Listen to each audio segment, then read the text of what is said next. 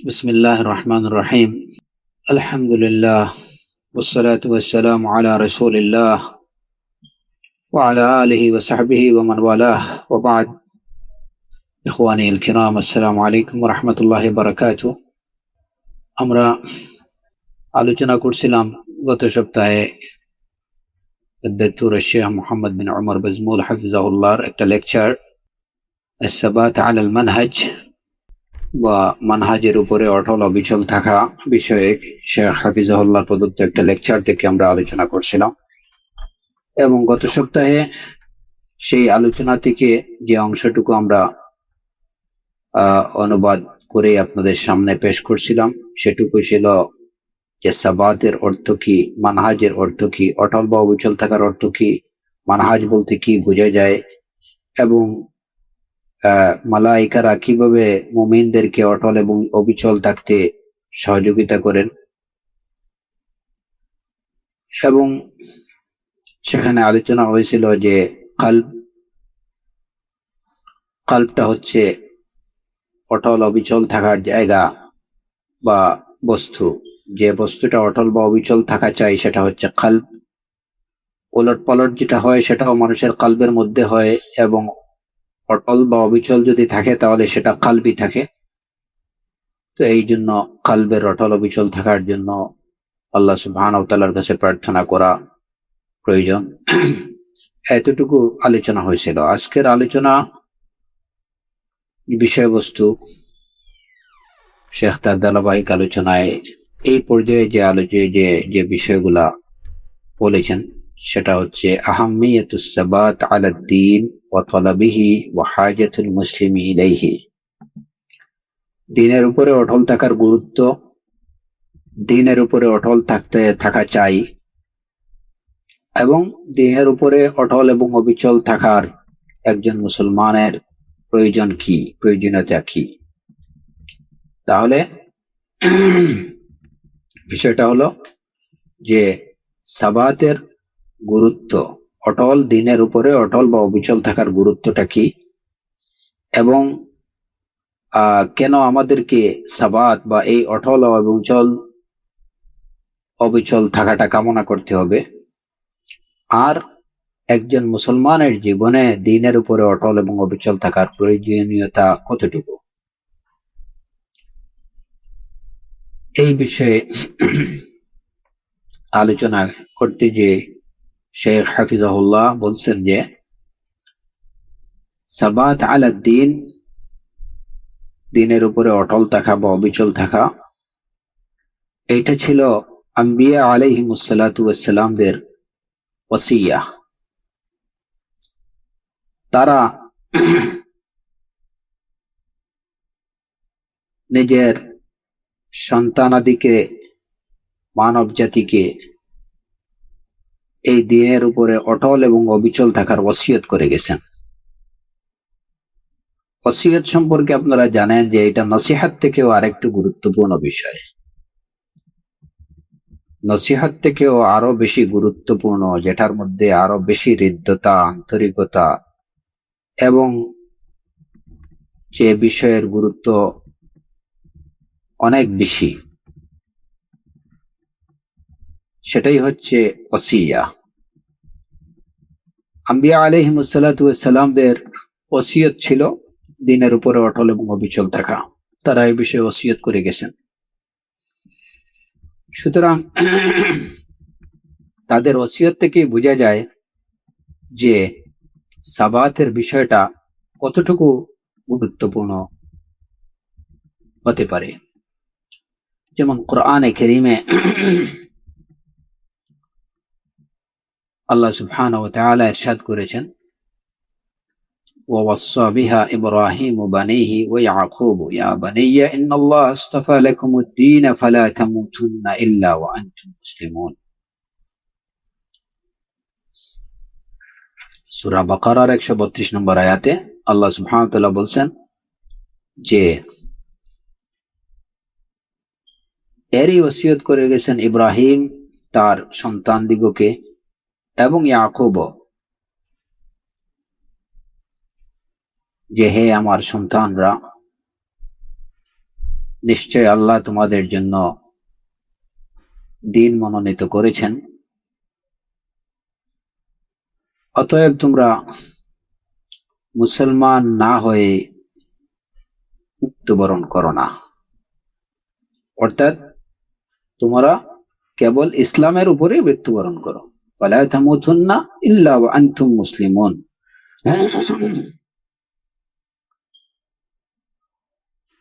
তোমরা ইসলামের উপরে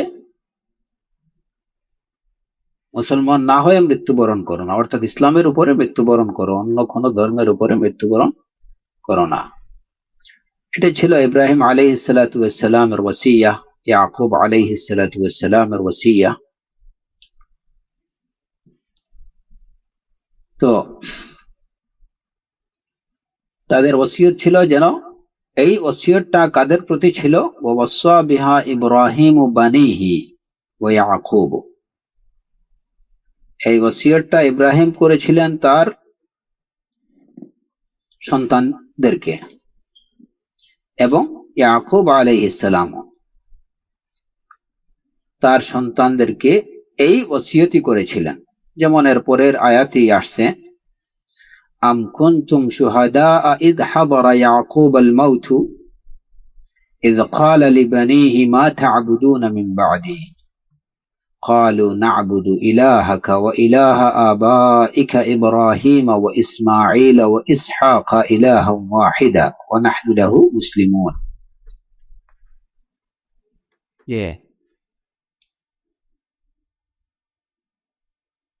তোমরা কি উপস্থিত ছিলে যখন ইয়াকুবের মৃত্যু নিকটবর্তী হয়, যখন তিনি তার সন্তানদেরকে বলেছিলেন যে আমার পর তোমরা কার ইবাদত করবে?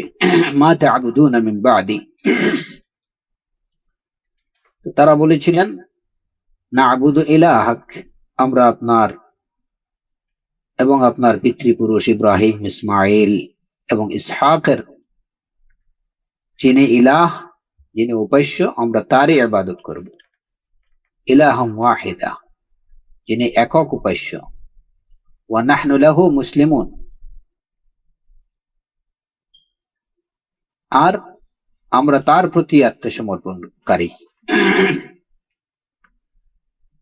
এইসব আয়াত থেকে জানা যায় যে ইব্রাহিম আলাইহিস সালাম কিংবা ইয়াকুব আলাইহিস সালাতু ওয়াস সালাম তাদের সন্তানদেরকে ওসিয়ত করেছিলেন যে তারা যেন ইসলাম ব্যতীত অন্য কিছুর উপরে মৃত্যুবরণ না করে, তারা মুসলমান না হয়ে যেন মৃত্যুবরণ না করেন। তো প্রথমত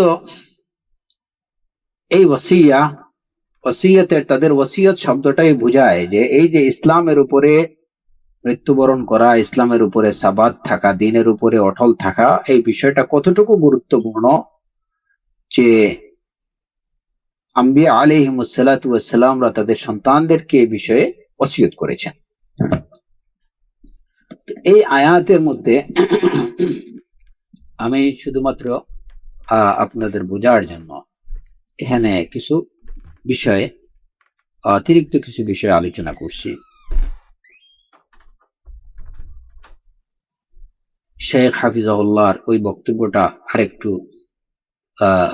সহজভাবে বোঝার জন্য, যদিও তার মূল বক্তব্যে হয়তো এই কথাগুলো নেই। এখানে প্রথমত এই আয়াত থেকে যে বিষয়টা বোঝা যায় যে সন্তানের প্রতি ভালোবাসা, সন্তানের মঙ্গল চিন্তা করা, এটা কিনা রিসালাতের কিংবা আল্লাহর প্রতি মুহাব্বতের পরিপন্থী কোনো বিষয় না। নতুবা যেমন অনেকেই ইসলামের নামে কিংবা আল্লাহর প্রতি অতিরিক্ত ভালোবাসা প্রদর্শন করার নামে কিংবা আল্লাহর আশেক হওয়ার নামে পরিবার, পরিজন, সংসার সবকিছু বিসর্জন দিয়ে দেয়, রহবানিয়তকে যারা গ্রহণ করে নেয়, যে না, দিল থেকে সবকিছুর ভালোবাসা একদম ত্যাগ করে দাও, ইভেন ছেলে সন্তানদের তাদের কি অবস্থা কি হবে না হবে ওইটা নিয়ে আমার বাবার কোনো কারণ নেই। আমি আমার আল্লাহ নিয়ে ভাবি, এইটাই আমার দিন, এইটাই আমার ইসলাম। হাসা ওয়াকাল্লাহ, এটা কখনো না। এটার নাম দিন না, এটার নাম ইসলাম না, এটার নাম আল্লাহ সুবহানাহু ওয়া তাআলার প্রতি ভালোবাসা না। যদি তাই হতো তাহলে ইব্রাহিম আলাইহিস সালাতু ওয়াস সালাম, ইয়াকুব আলাইহিস সালাতু ওয়াস সালাম, এ সকল আম্বিয়া আলাইহিমুস সালাতু ওয়াস সালাম তাদের সন্তানদের প্রতি তাদের মঙ্গল কামনা তারা করতেন না। কারণ মঙ্গল কামনা করা এটা কোত্থেকে আসে? মঙ্গল কামনা কারো প্রতি আপনি তখনই কারো মঙ্গল চাইতে পারেন যখন তার প্রতি আপনার মনের মধ্যে ভালোবাসা থাকবে, আন্তরিকতা থাকবে, তখনই কেবল মঙ্গল চাইতে পারেন। সেই মঙ্গল কামনা করতে গিয়ে এই ওসিয়ত করেছেন, ওয়াসাা বিহা ইব্রাহিম বানিহি ওয়া ইয়াকুব ইয়া বানিয়া ইন্নাল্লাহা আস্তাফা লাকুমুদ-দীন ফালা তামুতুন্না ইল্লা ওয়া আনতুম মুসলিমুন। তো এর থেকে কি জানা যায়, বোঝা যায় যে মঙ্গল কামনা করা, সন্তানদের জন্য হিত কামনা করা, এটা আল্লাহ সুবহানাহু ওয়া তাআলার প্রতি ভালোবাসার কিংবা তার প্রতি মুহাব্বতের পরিপন্থী বিষয় না, বরং সন্তানের ইহলৌকিক এবং পরলৌকিক। এই ইব্রাহিম আলাইহিস সালাতু ওয়াস সালাম আল্লাহ সুবহানাহু ওয়া তাআলার প্রতি ভালোবাসা প্রদর্শনের জন্য যে ছেলেকে একসময় কুরবানি দিতে উদ্যত হয়েছিলেন, সেই ইব্রাহিম আলাইহিস সালামই ওই ছেলের মঙ্গল কামনা করছেন,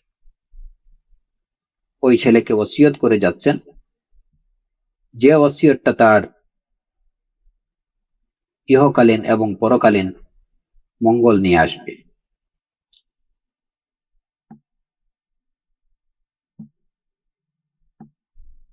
তো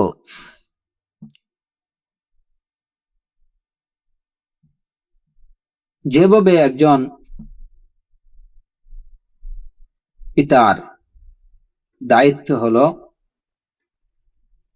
যে তার ছেলে সন্তানদের ইহকালীন মঙ্গল কামনা করা, এরই সাথে সাথে একজন প্রকৃত পিতাকে, প্রকৃত অভিভাবককে চিন্তা করতে হবে তার সন্তানদের পরলৌকিক বা আখিরাতের মঙ্গল কিভাবে হয় সেই মঙ্গল চিন্তা করা, তাদেরকে সেই মঙ্গলের পথ দেখিয়ে দেয়া। এখানে পার্থক্য হলো মুমিন যারা তাদের এবং গায়র মুমিন যারা তাদের মধ্যে পার্থক্য হলো যে সাধারণত শুধু মুমিন বা গায়র মুমিন না, এমনিতেই যারা হয়তো দিন সম্পর্কে অজ্ঞ এবং যারা দিন সম্পর্কে জানে, এই দুইজনের মধ্যে পার্থক্য হলো যে সাধারণ মানুষরা যারা দিন সম্পর্কে অজ্ঞ, তাদের দৃষ্টিতে এই যে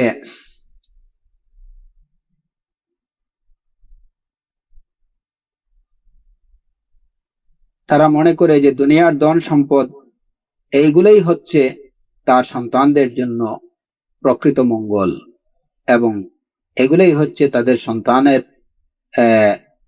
সফলতা চাবিকাঠি। যে কারণে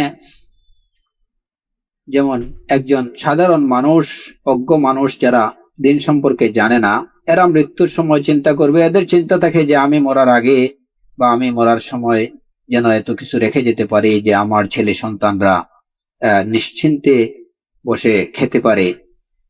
একজন শিল্পপতি চিন্তা করে যে আমার ছেলেকে একজন শিল্পপতি, একজন সফল শিল্পপতি হিসাবে প্রতিষ্ঠিত দেখতে চাই। একজন ডাক্তার চিন্তা করে যে আমার ছেলেকে একটা সফল ডাক্তার আমি হিসাবে রেখে যেতে চাই। একজন চাকরিজীবী মনে করে যে আমার ছেলেটা যদি একটা ভালো চাকরি পায়, ভালো টাকার বেতনের চাকরি পায়, এটাই তার কামনা থাকে এবং সেই অনুপাতেই তারা ওসিয়ত করে যায়। একজন বিত্তশালী ব্যক্তি সে তার টাকা পয়সাগুলো কিভাবে কোথায় রেখে গেছে সেগুলোকে যেন আগলে ধরে রাখে, এগুলাকে যেন সংরক্ষণ করে সঠিকভাবে ইউটিলাইজ করে হয়তো এই সমস্ত ওসিয়ত করে যায়। তো এইটাই হচ্ছে সাধারণ মানুষের ওসিয়ত তারা মনে করে যে এইগুলা তাদের পরবর্তী বা তাদের উত্তরসূরিদের জন্য এটাই মঙ্গলকর, কল্যাণকর। অথচ এই বিষয়গুলা যে আসলে ধ্বংসশীল এবং এইগুলা যে ক্ষণস্থায়ী, সে সম্পর্কে তারা কোনো ধারণাই রাখে না। যে তারা নিজেদের সন্তানদেরকে যে বিষয়ে করে যাচ্ছে, সন্তানদের মধ্যে যেগুলো যা রেখে যাচ্ছে, এই সবই ধ্বংসশীল এবং ক্ষণস্থায়ী। পক্ষান্তরে আম্বিয়া আলাইহিমুসসালাতু ওয়াসসালাম এরা ছিলেন মানব জাতির মধ্যে সবচেয়ে বেশি বিবেক সম্পন্ন, তীক্ষ্ণ বুদ্ধি সম্পন্ন লোক, যারা জানতেন যে প্রকৃত অর্থে মানব জাতির কল্যাণ কিসের মধ্যে নিহিত।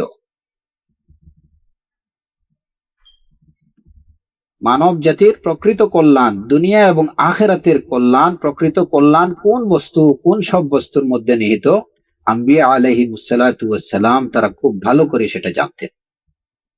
এবং মানব জাতির মধ্যে তাদের থেকে বড় জ্ঞানী, তাদের থেকে বড় বিজ্ঞ বিচক্ষণ অন্য কোনো মানুষ ছিল না এবং আসবেও না। কারণ তারা ছিলেন আল্লাহ রাব্বুল আলামিন প্রদত্ত ইলমের দ্বারা শিক্ষিত, জ্ঞানবান। সুতরাং দুনিয়ার অন্য কোনো জ্ঞানের তুলনা তাদের জ্ঞানের সাথে হতে পারে না। তাদের জ্ঞানের সাথে দুনিয়ার অন্য কোনো জ্ঞানের তুলনা হতে পারে না, এবং কোনো জ্ঞানের তুলনা করা যেতে পারে না তাদের সাথে।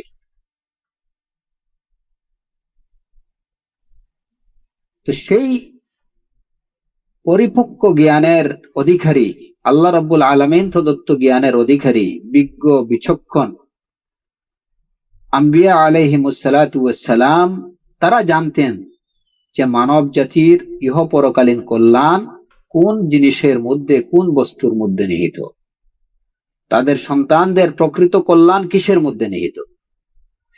আর সেই অনুপাতেই তারা মৃত্যুর সময়ে ওসিয়ত করে গেছেন। ইয়াকুব আলাইহিস সালাম, যেমন এই আয়াতে, সূরাতুল বাকারার এই আয়াতে, আম কুনতুম শুহাদা ইয হাদারা ইয়াকুব আল মাউত ইয ক্বালা লিবানিহি মা তা'বুদুনা মিন বা'দি ক্বালু না'বুদু ইলাহাকা ওয়া ইলাহা আবাইকা ইলা আখির আয়াত।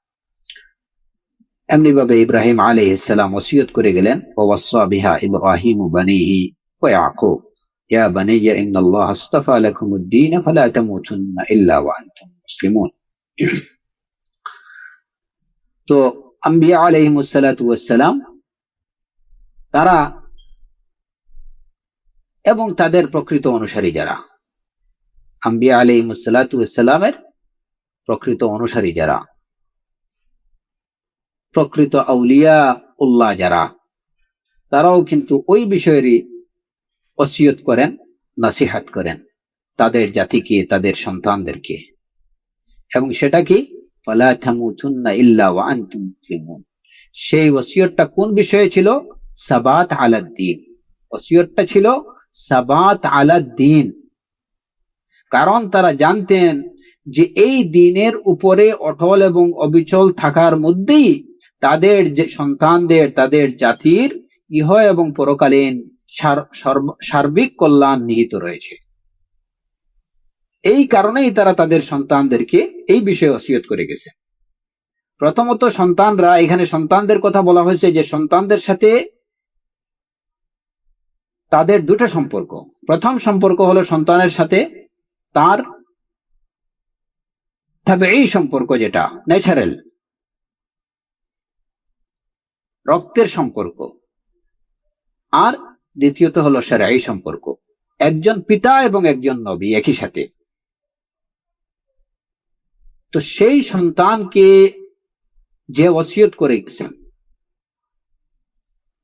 এই ওসিয়তটা কোনো অভিভাবক, কোনো পিতা তার সন্তানকে কোনো খারাপ বিষয়ের ওসিয়ত করে যেতে পারে না, নবী তো দূরের কথা। তো যেখানে একজন পিতা, একজন নবী তার সন্তানদেরকে ওসিয়ত করে গেলেন যেন তোমরা ফালা তামুতুন্না ইল্লা ওয়া আনতুম মুসলিমুন, তোমরা মুসলমান না হয়ে মৃত্যুবরণ করো না, এতে বোঝা যায় যে এই যে দিনের উপরে সাবাত থাকা, এটার মধ্যেই কিন্তু মানুষের ইহ এবং পরকালীন কল্যাণ নিহিত। এর বাইরে আর কোনো কিছুতে কল্যাণ নেই। আর এই যে শিক্ষা, মা তা'বুদুনা মিন বা'দি, জিজ্ঞেস করলেন ইয়াকুব আলাইহিস সালাম তার সন্তানদেরকে, আর তারা উত্তর দিলেন, না'বুদু ইলাহাকা ওয়া ইলাহা আবাইকা ইব্রাহিম ওয়া ইসমাঈল ওয়া ইসহাক ইলাহান ওয়াহিদা ওয়া নাহনু লাহু মুসলিমুন। এই শিক্ষা, এটা হচ্ছে ধর্ম এবং নৈতিকতার শিক্ষা।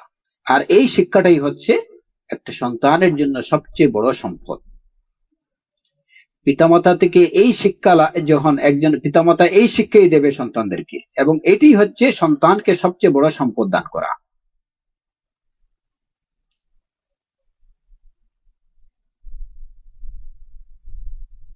সাধারণ মানুষ সন্তানরা কিভাবে দুনিয়াতে আরাম আয়েশে থাকবে,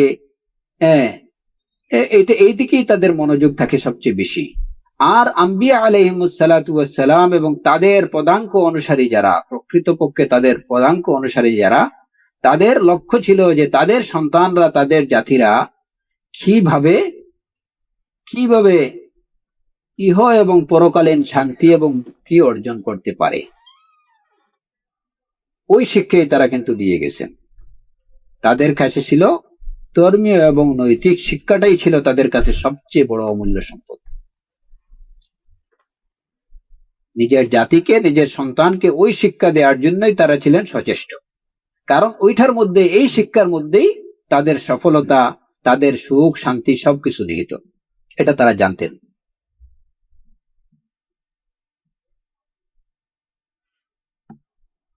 অথচ এখন কি দেখা যায় যে আমাদের অবস্থা, বর্তমান সমাজের অবস্থা এর সম্পূর্ণ বিপরীত। বেশিরভাগ পিতামাতা চিন্তা করে যে আমার ছেলে দুনিয়াতে কিভাবে মানে একটু সুখে শান্তিতে থাকবে, ভালো খাবে, ভালো থাকবে, ভালো চলবে, ভালো গাড়ি চড়বে, এটাই থাকে উদ্দেশ্য। কিন্তু আসলে এরা কি, প্রকৃত অর্থে এরা সুফাহা, এরা স্টুপিড। এরা আসলে প্রকৃতপক্ষে কোনো অভিভাবক না যারা এরূপ চিন্তা করে। কারণ দেখা গেল যে সামান্য একটু, আমি আমার ছেলেকে, যে হয়তো সামান্য একটু গরম পানি পানি পানি পড়ছে তার হাতের মধ্যে, এটা নিয়ে আমি ব্যস্ত হয়ে গেলাম যে কিভাবে তাকে খুব দ্রুত সারিয়ে তোলা যায়। অপরপক্ষে এই ছেলে দুজখের জাহান্নামের আগুনের চিরস্থায়ী বাসিন্দা হচ্ছে, ওইদিকে আমার ভ্রুক্ষেপ নেই। তো এই যদি হয় কারো অবস্থা, তাহলে তাকে স্টুপিড ছাড়া আর কি বলা যেতে পারে। বর্তমান সমাজের মা বাবারা বেশিরভাগ ক্ষেত্রেই তারা দেখেন এই বাহ্যিক চিন্তা, যে এই দুনিয়াতে আমার ছেলে ভালো কি করে ভালো খেতে পারে, ভালো থাকতে পারে, হাই সোসাইটির মধ্যে চলতে পারে, সিভিল সোসাইটির নাগরিক হতে পারে, এটাই তাকে তার চিন্তা। অথচ তারা দিব্যি ভুলে যান যে আমার ছেলে, আমার সন্তানরা কিভাবে আখেরাতে ভালো খেতে পারে, ভালো থাকতে পারে, ভালো অবস্থানে, ভালো উঁচু মর্যাদা লাভ করতে পারে। ওইখানের চিরস্থায়ী জীবন যেটা, সেই জীবনে সে কিভাবে চিরস্থায়ী আরাম আয়েশ লাভ করতে পারে, ওই বিষয়ে তারা সম্পূর্ণ উদাসীন। অথচ তারাও ক্লেম করেন তারা মুসলমান। তাদের দাবি তারা মুসলমান, তাদের সন্তানদের দাবি আমরা মুসলমান। কিন্তু যদি প্রকৃতই মুসলমান হয়ে থাকেন, ইসলামে বিশ্বাস করে থাকেন, তাহলে আপনি কিভাবে আপনার চিরস্থায়ী জীবনের সুখ শান্তিকে ভুলে গিয়ে আপনি আপনার এমন বিষয় নিয়ে, আপনি আপনার ছেলে সন্তানদের এমন বিষয় নিয়ে ব্যস্ত থাকেন যে বিষয়টা তাদেরকে সেই চিরস্থায়ী জীবনে কোনো সুখ শান্তির পথ দেখাবে না।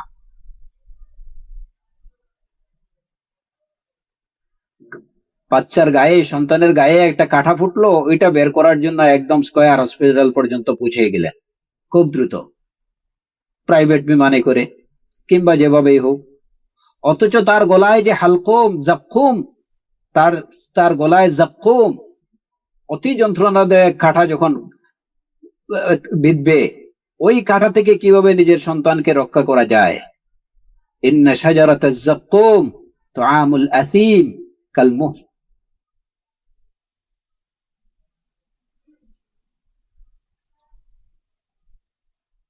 এইটা থেকে কিভাবে নিজের সন্তানকে রক্ষা করা যায় ওইদিকে খেয়ালই নেই। অথচ আম্বিয়া আলাইহিমুস সালাতু ওয়াস সালাম এবং নবীগণের পদাঙ্ক অনুসারী যারা, তারা কিন্তু ওই বিষয়ে সবচেয়ে বেশি খেয়াল রাখতেন যে দুনিয়ার এই ক্ষণস্থায়ী জীবনের আরাম আয়েশ আমার সন্তানরা ভোগ করুক, এর থেকে বেশি প্রয়োজন হলো যে তাদের চিরস্থায়ী জীবন কিভাবে নির্মল, সুন্দর এবং আরামদায়ক হয়, সেই বিষয়ে তারা তাদের সন্তানদেরকে ওসিয়ত করতেন। ওই শিক্ষাই তাদেরকে দিয়ে যেতেন, এবং এটি হচ্ছে ধর্মীয় এবং নৈতিক শিক্ষা।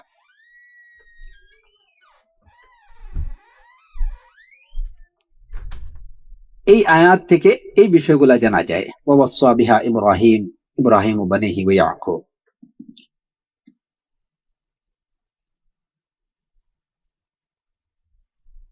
এরপরে আয়াত থেকে আরেকটা বিষয় জানা যায় যে প্রথম কাজ হলো আম্বিয়া আলাইহিমুস সালামদেরও কাজ ছিল এবং তাদের প্রকৃত অনুসারী যারা, তাদেরও কাজ হলো যে প্রথমে নিজের আহল ইয়াল যারা, নিজের সন্তানদের, নিজের পরিবার পরিজনের মঙ্গল চিন্তা করা। নিজের পরিবার পরিজনের মঙ্গল চিন্তা বলতে কোন চিন্তা? মঙ্গল চিন্তা বলতে আমরা এটাই বুঝি যে যেটা দুনিয়া এবং আখিরাতের সর্বাঙ্গীন মঙ্গল, প্রকৃত মঙ্গল যেটা। তাহলে প্রথমে নিজের পরিবার পরিজন আহল ইয়ালের মঙ্গল চিন্তা করা, ওইদিকে গুরুত্ব দেয়া, এটাই হচ্ছে পিতামাতার কর্তব্য।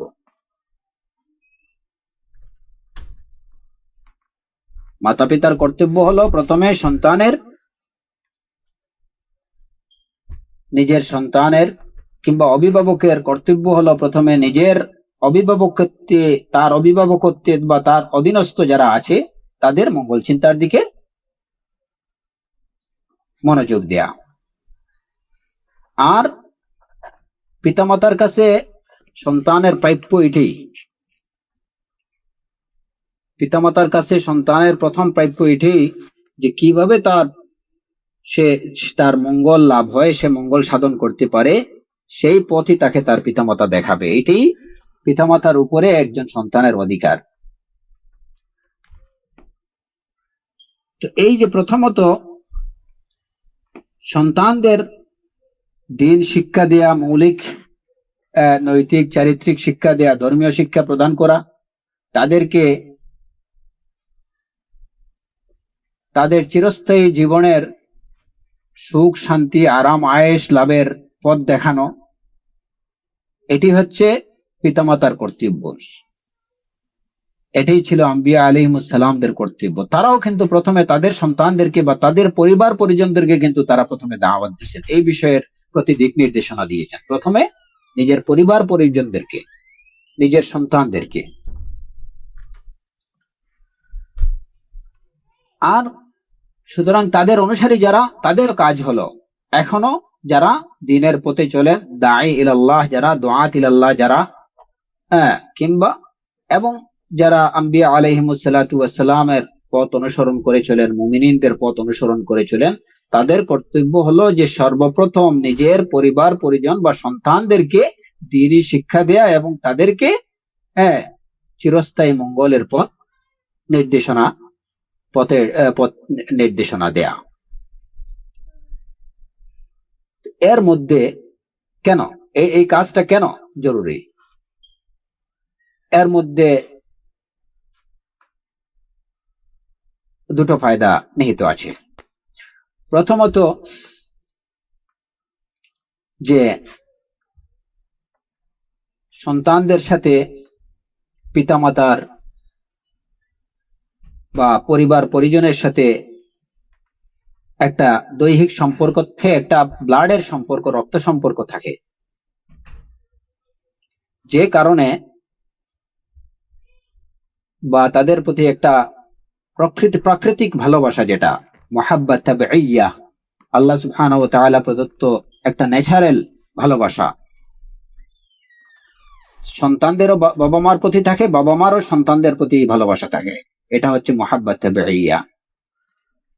তো এই মুহাব্বাত তাবিঈয়া থাকার কারণে দেখা যায় যে তারা বাবা মার উপদেশটা সহজেই গ্রহণ করে। সাধারণত বাবা মা যদি সঠিকভাবে সন্তানদেরকে কোনো উপদেশ দেয় তাহলে এটা খুব সহজে তারা গ্রহণ করে।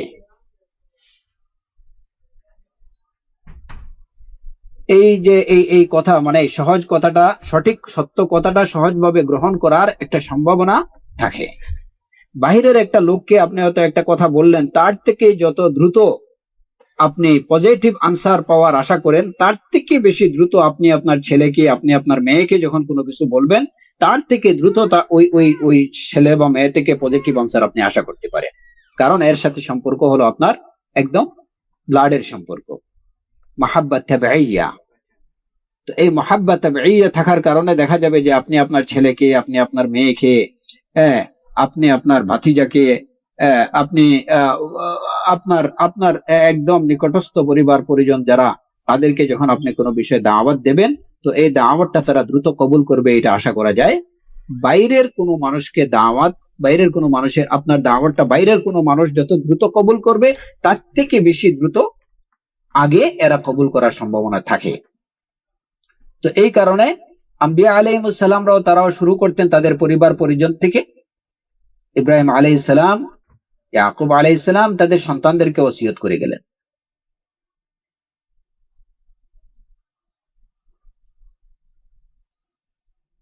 তো দাওয়াত কবুল হওয়ার সম্ভাবনা তাদের মধ্যে থাকে বেশি। এই কারণে প্রথমে শুরু করা নিজের পরিবার পরিজন থেকে। দ্বিতীয়ত, তারা যখন আপনার দাওয়াত কবুল করবে তখন সত্য প্রচারে তারা আপনার সহযোগী হবে, সাহায্যকারী হবে। আপনার ছেলে, আপনার মেয়ে, আপনার পরিবার পরিজন যখন আপনার দাওয়াতটা কবুল করে নেবে, তখন তারা দাওয়াতের পথে আপনাকে সার্বিকভাবে সহযোগিতা করবে। তাহলে আপনি কিছু সাহায্যকারী, সহযোগিতাকারী হাওয়ারি পেয়ে গেলেন।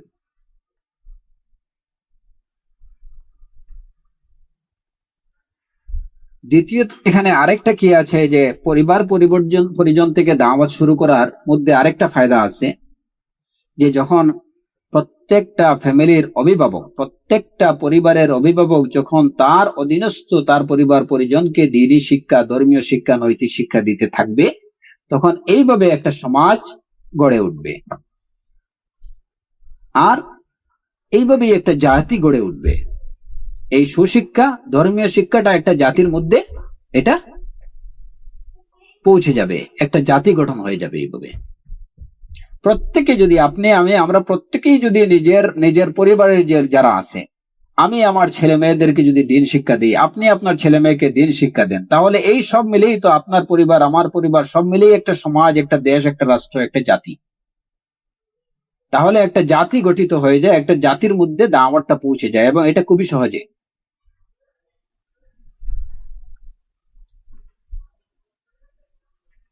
এই কারণেই দেখা যায় যে কোরআনে কারীমে আল্লাহ সুবহানাহু ওয়া তাআলা কি বলছেন, ইয়া আইয়ুহাল্লাযীনা আমানু কু আনফুসাকুম ওয়া আহলিকুম নারা, যে হে ঈমানদাররা, হে মুমিনরা, তোমরা নিজেকে এবং তোমাদের পরিবার পরিজনকে আগুন থেকে রক্ষা করো। কু আনফুসাকুম ওয়া আহলিকুম নারা।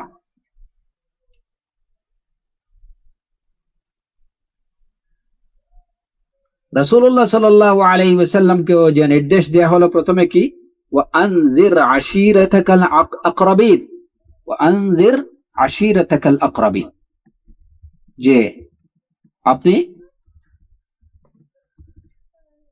ভয় প্রদর্শন করুন আপনার আত্মীয়দেরকে, নিকট আত্মীয়দেরকে।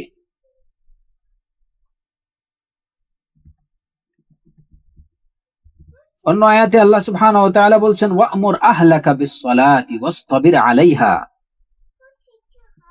আপনার পরিবার পরিজনকে নামাজের নির্দেশ দিন এবং নিজেও নামাজ অব্যাহত রাখুন।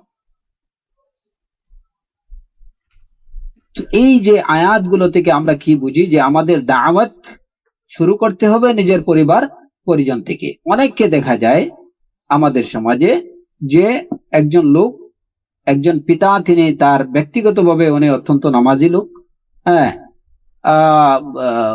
তার হয়তো তিনি দিন মেনে চলার চেষ্টা করতেছেন, কিন্তু পরিবারের ব্যাপারে উদাসীন, পরিবারের ব্যাপারে একদম উদাসীন। এইটা কোনোভাবেই একজন আম্বিয়া আলাইহিমুস সালাতু ওয়াস সালামের নবীর অনুসারী যারা, তাদের এই এই অবস্থা হতে পারে না, তারা এটা কখনো করতে পারে না। একজন লোক দেখা গেল যে একদম বিছানা বালিশ নিয়ে 3 মাসের জন্য কিংবা 4 মাসের জন্য চলে গেছে আল্লাহর রাস্তায়, নিজে আল্লাহর রাস্তায় বের হয়ে গেছে। ওইদিকে তার ছেলে মেয়ে, তার স্ত্রী কিভাবে চলাফেরা করতেছে, তার ছেলে কি করতেছে, হ্যাঁ, তার ছেলে মদ খাচ্ছে, তার স্ত্রী বেপরোয়া ভাবে চলাফেরা করতেছে না, ওইগুলার খবরই নেই। তার কি হলো যে আমি আল্লাহর পথে চলে বের হয়ে আসছি, আর আমার বাকি সবকিছু দেখাশোনার দায়িত্ব এখন আল্লাহর। ব্যাস, উনি ছেড়ে দিয়ে আসছেন ওনার স্ত্রীকে, স্ত্রী চলতেছে বেপরদা, বেপরোয়া, ছেলে বেপরোয়া, হ্যাঁ, আর উনি আল্লাহর রাস্তায় 1 টাকা খরচ করে 70 টাকার আশা করতেছেন। এইটা, এই আশা আসলে এটা দুরাশা, এটা কোনোভাবেই আশাটা কিনা কোনো কাজে আসবে না। যদি তাই হতো তাহলে আম্বিয়া আলাইহিস সালাতু ওয়াস সালাম কেন তাদের ফ্যামিলিকে, তাদের পরিবার পরিজনকে, তাদের সন্তানদেরকে কেন দাওয়াত দিতেন? কেন রাসূলুল্লাহ সাল্লাল্লাহু আলাইহি ওয়াসাল্লামকে বলা হতো ওয়া'মুর আহলাকা বিস-সালাতি ওয়াসতাবির আলাইহা? আর এদের কথা হলো যে না, আগে খুরুজ ছাড়া কিছুই হবে না, প্রথমে বের হতে হবে আল্লাহর রাস্তায়। আমার ঘর জায়গায় আছে, ঘর বাড়িতে থাক, আর আমি বের হই। ফালাউলা নাফারা মিন কুল্লি ফিরকাতিন মিনহুম তা'iফা লিয়াতাফাক্কাহু ফিদ-দীন। অথচ আল্লাহ সুবহানাহু ওয়া তাআলা তার নবীকে নির্দেশ দিচ্ছেন ওয়া আনজির আশিরাতাকাল আকরাবিন, এখান থেকে শুরু করতে হবে। আর উনি শুরু করতেছেন বাইরে থেকে। শাত্তানা বাইনা হাযিহি দাওয়া ওয়া হাযিহি দাওয়া।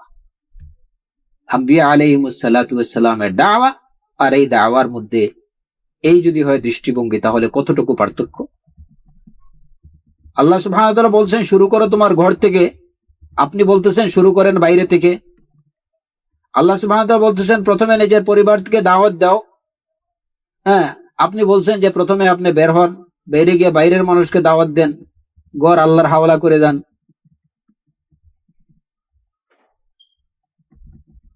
সুবহানাল্লাহ।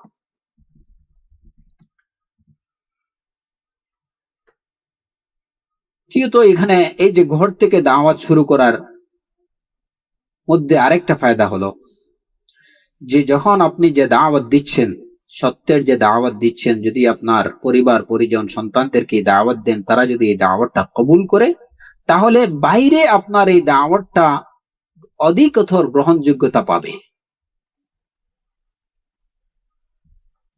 তাহলে বাইরে আপনার এই দাওয়াতটা অধিকতর গ্রহণযোগ্যতা পাবে।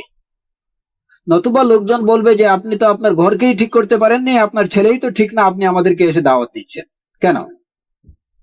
এই সেম কথাটা কিন্তু কাফের মুশরিকরা রাসূলুল্লাহ সাল্লাল্লাহু আলাইহি ওয়াসাল্লামকেও বলছিল যে আপনার যে গোত্র যেটা কুরাইশকেই তো আপনি ঠিক করতে পারলেন না, এরাই তো আপনার কথা মানলো না, আমাদেরকে এসে কি বলতেছেন?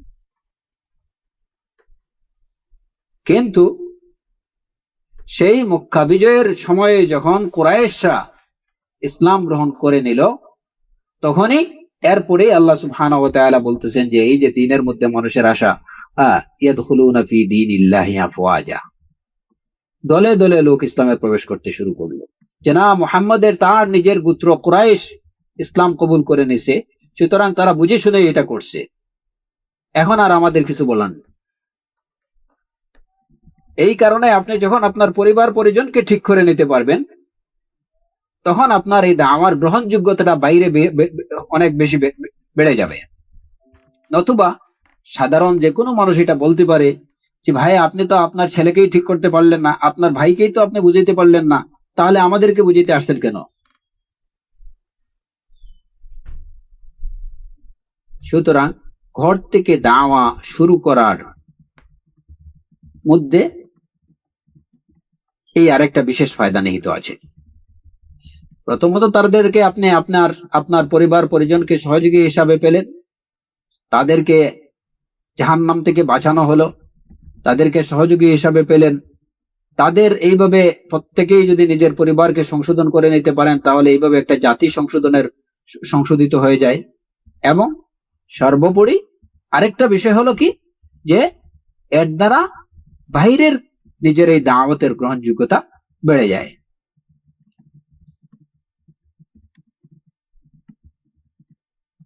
সুতরাং খেয়াল রাখতে হবে যে আমি ধর্মজ্ঞানে অনেক বেশি জ্ঞান, আমি দিনের অনেক বেশি জ্ঞান রাখি, অনেক কিছু জানি, হ্যাঁ, বাস আমি আমার জ্ঞান নিয়ে আছি এবং সেটা বাইরে আমি খুব স্প্রেড করতেছি। কিন্তু আমার ঘরের অবস্থা কি, আমার আহলে ইয়ালের অবস্থা কি? আমি যদি সে বিষয়ে উদাসীন হই, তাহলে সেটা কোনোভাবেই কি হবে না, গ্রহণযোগ্য না। এবং এটি আম্বিয়া আলাইহিস সালাতু ওয়াস সালামের দাওয়াতের সম্পূর্ণ পরিপন্থী কাজ। ওয়ানজির আশিরাতাকাল আকরাবিন,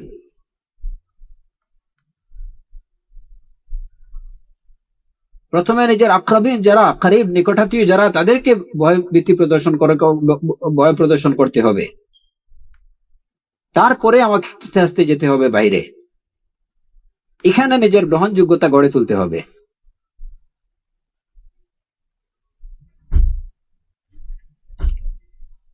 তো এই ছিল এই আয়াত থেকে যে বিষয়গুলা জানা যায় বা বোঝা যায়। তারপরে শেখ মোহাম্মদ বিন উমর বাজমুল হাফিজাহুল্লাহ বলছেন যে এই যে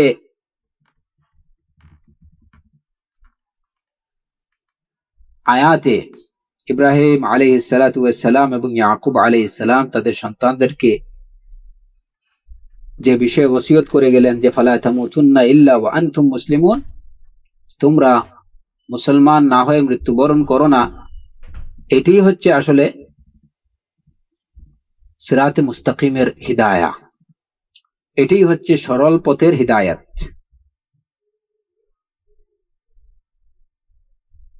সিরাতে মুস্তাকিমের যেটা আমরা প্রত্যেক সালাতের মধ্যে আল্লাহ সুবহানাহু ওয়া তাআলার কাছে প্রার্থনা করি, ইহদিনাস সিরাতাল মুস্তাকিম,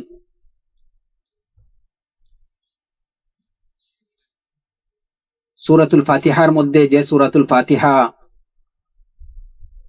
পাঠ করা ছাড়া সালাত হয় না, সেই সূরাতুল ফাতিহার মধ্যে আল্লাহ সুবহানাহু ওয়া তাআলা আমাদেরকে শিখাইছেন আমরা যেন চাই, তার কাছে প্রার্থনা করি ইহদিনাস সিরাতাল মুস্তাকিম, যে আমাদেরকে সরল সঠিক পথ দেখাও।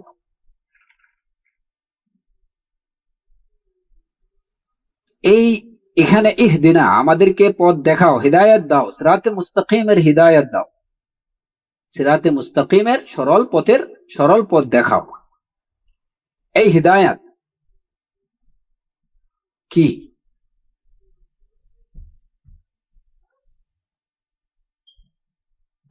হিদায়াত এখানে শেখ হাফিজাহুল্লাহ বলছেন যে হিদায়াতটা হলো তিন প্রকার। একটা হচ্ছে হিদায়াতুল ইরশাদ ওয়াত তালিম ওয়াদ দালালা, যে নির্দেশনা দেয়া, শিক্ষা দেয়া, পথ দেখায় দেয়া, এটা হচ্ছে ওয়ান কাইন্ড অফ হিদায়া। হ্যাঁ, নির্দেশনা দেয়া যে এই করো, এই দিকে যাও, এই কাজটুকু করলে এটা হবে, এই যে তালিম, দালালা এবং ইরশাদ, অর্থাৎ নির্দেশনা, শিক্ষা এবং পথ দেখিয়ে দেয়া। হ্যাঁ, এই বিষয়গুলা হচ্ছে, এটা হচ্ছে হিদায়া। আরেকটা হিদায়া হচ্ছে আত-তৌফিক লিকাবুলিল হক, সত্যকে গ্রহণ করার তৌফিক, যেটা এটা হচ্ছে হিদায়া। আর আরেকটা হিদায়া হচ্ছে হিদায়াতুত তৌফিক লিসসাবাত আলাল হক, সত্যের উপরে অটল এবং অবিচল থাকার তৌফিক, এটা হচ্ছে হিদায়া। তাহলে আমরা জানলাম যে হিদায়াত তিন প্রকারের হতে পারে, তিন ভাবে হিদায়াত হতে পারে। একটা হচ্ছে শুধুমাত্র শিক্ষার মাধ্যমে, শিক্ষা দেওয়ার মাধ্যমে, কিংবা পথ দেখাই দেওয়ার মাধ্যমে, কোন নির্দেশ বা নির্দেশনার মাধ্যমে হিদায়াত দেয়া। যেমন একটা লোক আপনাকে বলল যে আমি ক্যালিফোর্নিয়া কোন দিকে যাব, তো আপনি বললেন ওই ওই এই সোজা এইদিকে গিয়ে সামনে গিয়ে বায়ে মোড় নিয়েন, বায়ে গিয়ে তারপরে একটু সামনে বাড়বেন, তারপরে আবার একটু ডানে যাবেন, তারপরে ওই একটু উত্তর দিকে আগাবেন, তারপরে আবার একটু পশ্চিম দিকে মোড় নেবেন, তারপরে আপনি আপনার জায়গা মতো পৌঁছে যাবেন। এটা হচ্ছে দালালা কিংবা ইরশাদ। কিংবা একটা লোক আপনাকে বললো ভাই কিভাবে সাঁতার কাটতে হয়, তো আপনি তাকে শিখিয়ে দিলেন যে দুই হাত দিয়ে টান দেবা এবং পা দিয়ে পানিতে বাড়িয়ে দিবা, এটাই হচ্ছে সাঁতার কাটা, তালিম। এটা হচ্ছে কি, এটাও এক ধরনের হিদায়া, পথ দেখায় দেয়া, যেটাকে বলা হয় রাআতুত তারিক, রাস্তা দেখায় দেয়া। আরেকটা হিদায়াত হলো হিদায়াতুত তৌফিক লিকবুলিল হক, সত্যকে গ্রহণ করার তৌফিক দেয়া, সত্যকে গ্রহণ করার তৌফিক।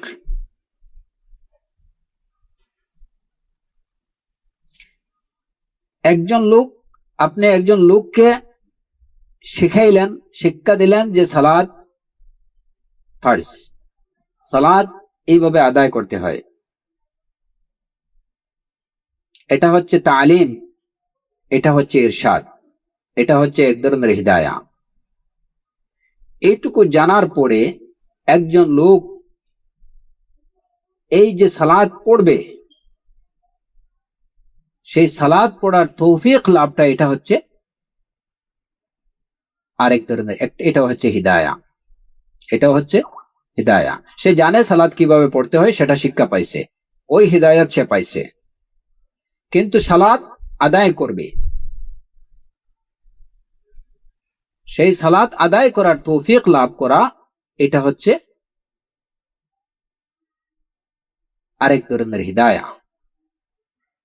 আর হিদায়াতের আরেকটা পর্যায়ে হলো যে একজন লোক সালাত শিখছে, সালাত পড়েও মাঝে মধ্যে, কিন্তু সালাতের উপরে তার ইস্তেকামত নেই, 5 ওয়াক্তের মধ্যে হয়তো 2 ওয়াক্ত বা 3 ওয়াক্ত, কিংবা সপ্তাহে শুধু জুমাবারে। হ্যাঁ,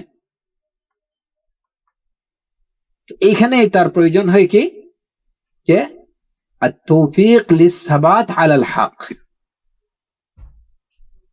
লোকটা জানে, সালাত জানে, সালাত আদায় করতে হবে, এটা আল্লাহ সুবহানাহু ওয়া তাআলা হুকুম, এটাকেও সে মানে, মাঝে মধ্যে পড়েও, কিন্তু এর উপরে তার ইস্তেকামত নেই, কখনো পড়ে কখনো ছাড়ে। এই যে সালাতের উপরে ইস্তেকামত থাকার যে তৌফিক, যেটা এই ইস্তেকামতের তৌফিক হচ্ছে, এটা হচ্ছে ওয়ান কাইন্ড অফ হিদায়া, এটা হচ্ছে এক ধরনের হিদায়া। তো একজন মুসাল্লি, একজন সালাত আদায়কারী যখন সালাতে দাঁড়ায়, তখন তার এই 3 ধরনের হিদায়াতই তার প্রয়োজন হয়, এই 3 ধরনের হিদায়াতই তার প্রয়োজন হয়।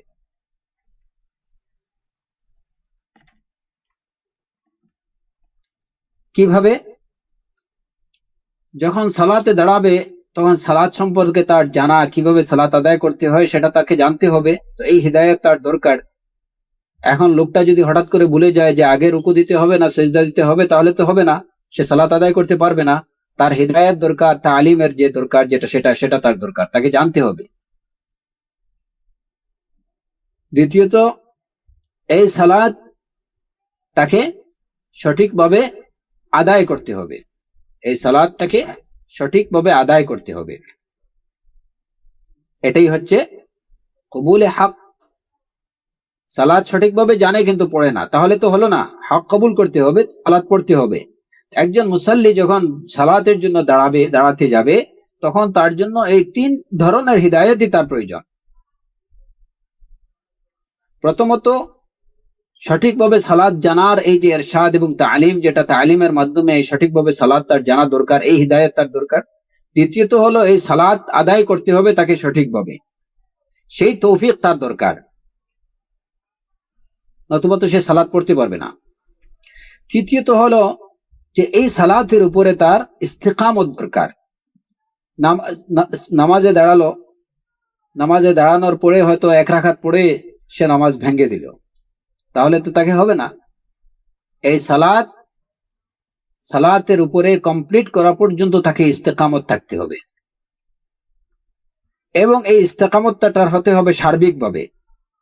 যেমন 4 রাকাতের সালাত 2 রাকাত পড়েই যদি কেউ সালাম ফিরিয়ে নেয়, তাহলে তো তার সালাত কমপ্লিট হলো না, সালাত আদায় হলো না।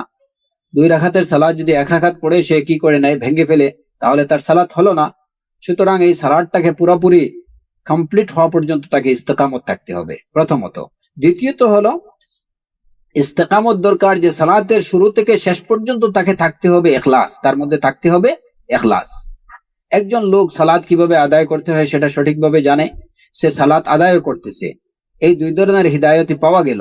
তৃতীয় প্রকার হিদায়াত যদি না থাকে, as-sabat, তো এই যে হিদায়াতুত তৌফিক লিস-সাবাত আলাল হক, তৌফিকুস সাবাত আলাল হক, হকের উপরে অটল এবং অবিচল থাকার তৌফিক যদি তার মধ্যে না থাকে, সালাতে শুরুতে দাঁড়াইছে সে পুরোপুরি ইখলাস নিয়ে যে আমি এই সালাত পড়তেছি কেবলমাত্র আল্লাহ সুবহানাহু ওয়া তাআলার জন্য, তাকে তার উদ্দেশ্যে, কিন্তু 1 রাকাত পড়ার পরেই তার মধ্যে রিয়া বা সুমআ চলে আসছে, ইউরাউনান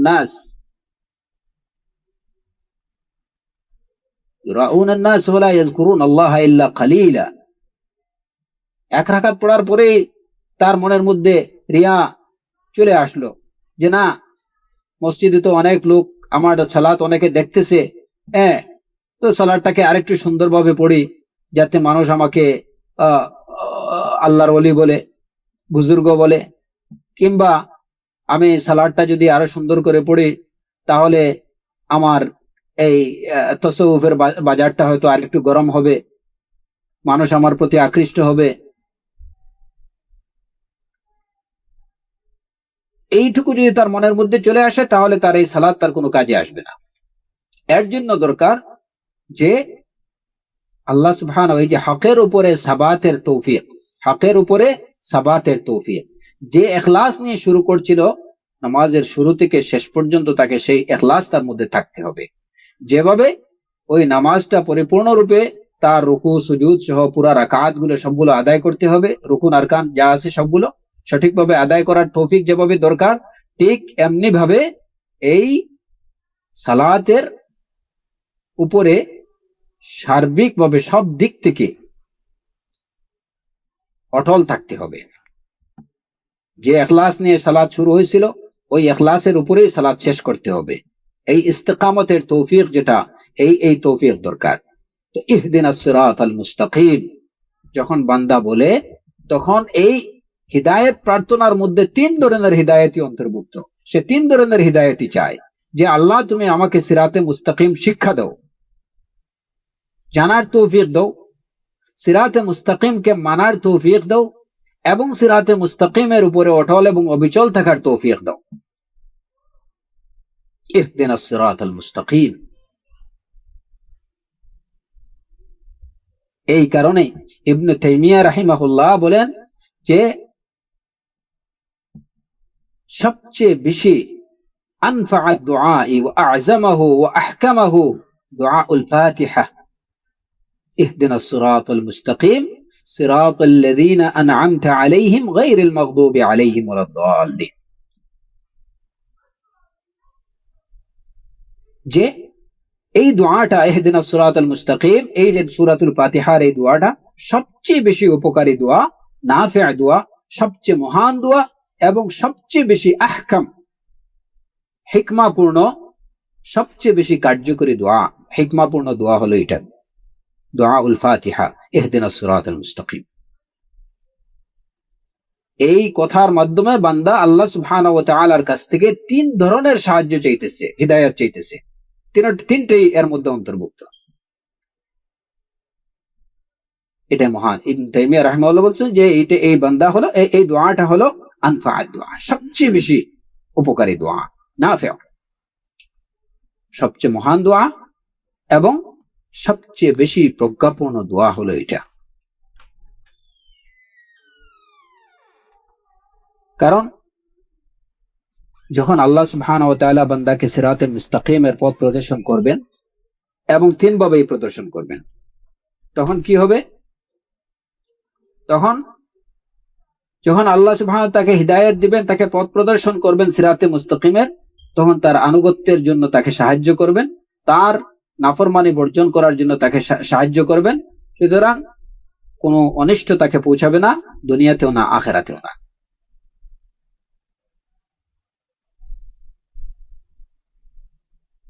কিন্তু যেহেতু যুনুব বা মাআসি, গুনাহ হচ্ছে মানুষের সাথে ওতপ্রোতভাবে একদম সম্পৃক্ত, গুনাহ ছাড়া মানুষ হতে পারে না। এই কারণে মানুষ, যেহেতু প্রত্যেকটা মুহূর্তেই আসলে মানুষ গুনাহ থেকে বেঁচে থাকা মানুষের জন্য দুঃসাধ্য, এই কারণে প্রত্যেকটা মুহূর্তে হেদায়েতের মুহতাজ মানুষ।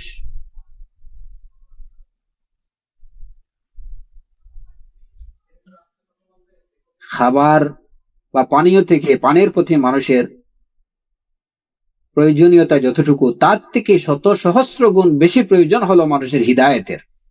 কারণ কি? যে মানুষ গুনাহ থেকে বেঁচে থাকা মানুষের জন্য খুবই কষ্টকর। গুনাহ ছাড়া মানুষ কল্পনাও করা যায় না, কোনো না কোনো ভাবে সে তার থেকে গুনাহ হচ্ছেই। তো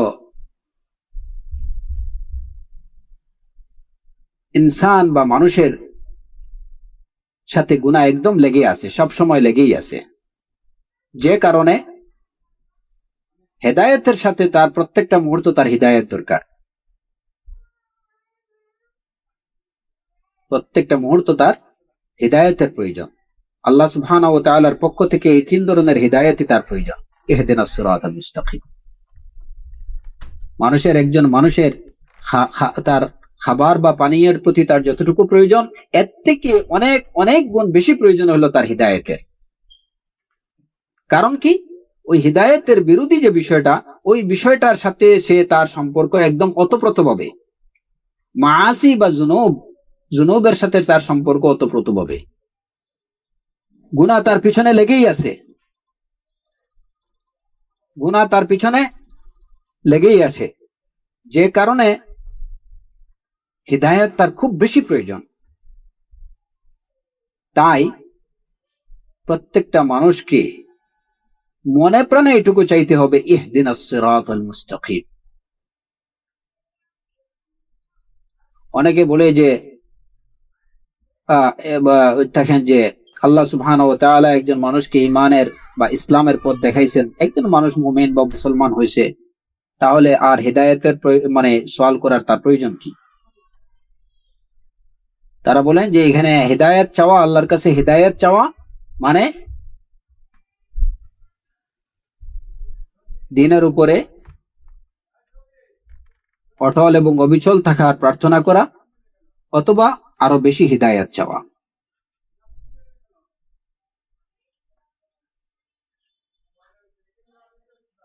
কিন্তু আসলে এইটা না যে শুধু হেদায়েত চাওয়া কিংবা হেদায়েত, আরো বেশি হেদায়েত চাওয়া কিংবা দ্বীনের উপরে অটল থাকা, শুধু এইটুকু না, বরঞ্চ আসলে হেদায়েত কেন চাইতে হয়? যে একজন মানুষ, এক বান্দা সবসময় মুহতাজ হলো কি, যে আল্লাহ সুবহানাহু ওয়া তাআলা সে কিভাবে তার চলবে, তার জীবনযাপন কিভাবে করবে, সঠিকভাবে আল্লাহর সন্তুষ্টি অনুযায়ী সেসব বিষয়ে শিক্ষা লাভ করার, সেসব বিষয়ে জ্ঞান অর্জনের তৌফিক যেন আল্লাহ তাআলা দেন, সেটা তার যেভাবে প্রত্যেক মুহূর্তে প্রয়োজন, সেভাবে এই জিনিসগুলা জানার পরে যে একজন কিভাবে আল্লাহ সন্তুষ্টি অনুযায়ী জীবনযাপন করবে, সেগুলা জানার সাথে সাথে সেগুলাকে মেনে চলার তৌফিকও তার প্রত্যেকটা মুহূর্ত প্রয়োজন। আবার এর উপরে জানা এবং মানার উপরে সে যেন অব্যাহত থাকতে পারে, সেটাও তার প্রত্যেকটা মুহূর্ত প্রয়োজন। এই কারণে মুমিন হোক মুসলমান হোক তার হিদায়াতের চেয়ে বেশি প্রয়োজন। প্রত্যেকটা মুহূর্তেই সে হেদায়েতের তার দরকার। শুধুমাত্র এইটুকু না যে একজন মুমিন হেদায়েত চাইতেছে মানে সে শুধুমাত্র তৃতীয় প্রকার হিদায়াত যেটা যে হিদায়াতুত তৌফিক লিসসাবাত আলাল হক ওইটা না, বরঞ্চ সবগুলাই এট এ টাইম সবগুলাই তার দরকার।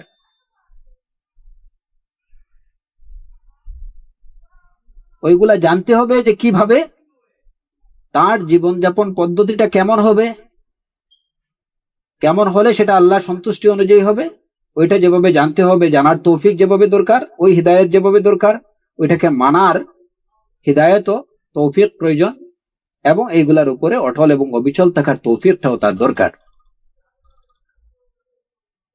তো একজন মানুষ সবসময় এই তিন প্রকারের হিদায়তের বড় বেশি মুখাপেক্ষী।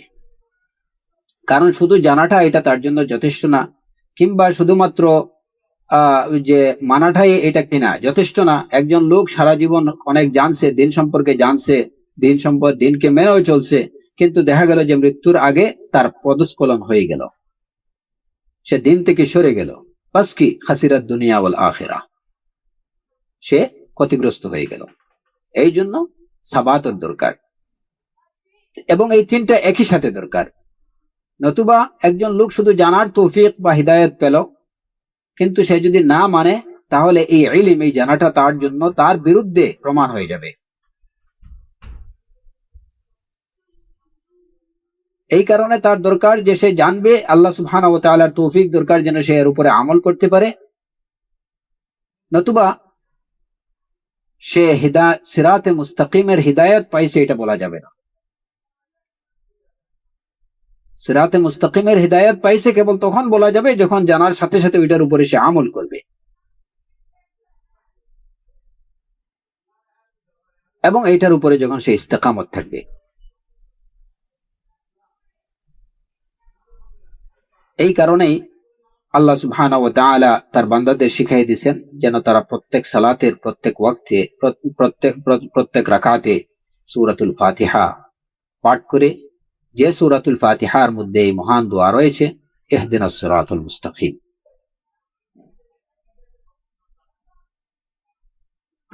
আফওয়ান আখি, আমরা কি আরেকটু সময় কন্টিনিউ করব না এখানে শেষ করব? বারাকাল্লাহু ফিকুম। বারাকাল্লাহ। আপনার উপর নির্ভর করে শেখ। একটু ইখওয়ানরা, আমার মনে হয় ইখওয়ানদেরকে যদি কি করা যায়, কারণ 10:30, 1 ঘন্টা হয়ে গেছে। ব্রাদাররা বলতেছেন যে আমরা কন্টিনিউ করতে পারি ইনশাআল্লাহ। খায়র, বারাকাল্লাহু ফিকুম। খায়র। তো এই জন্য যে যেহেতু হিদায়াতের প্রয়োজন একজন মানুষের, তার খানার পিনা থেকেও বেশি প্রয়োজন হিদায়াতের।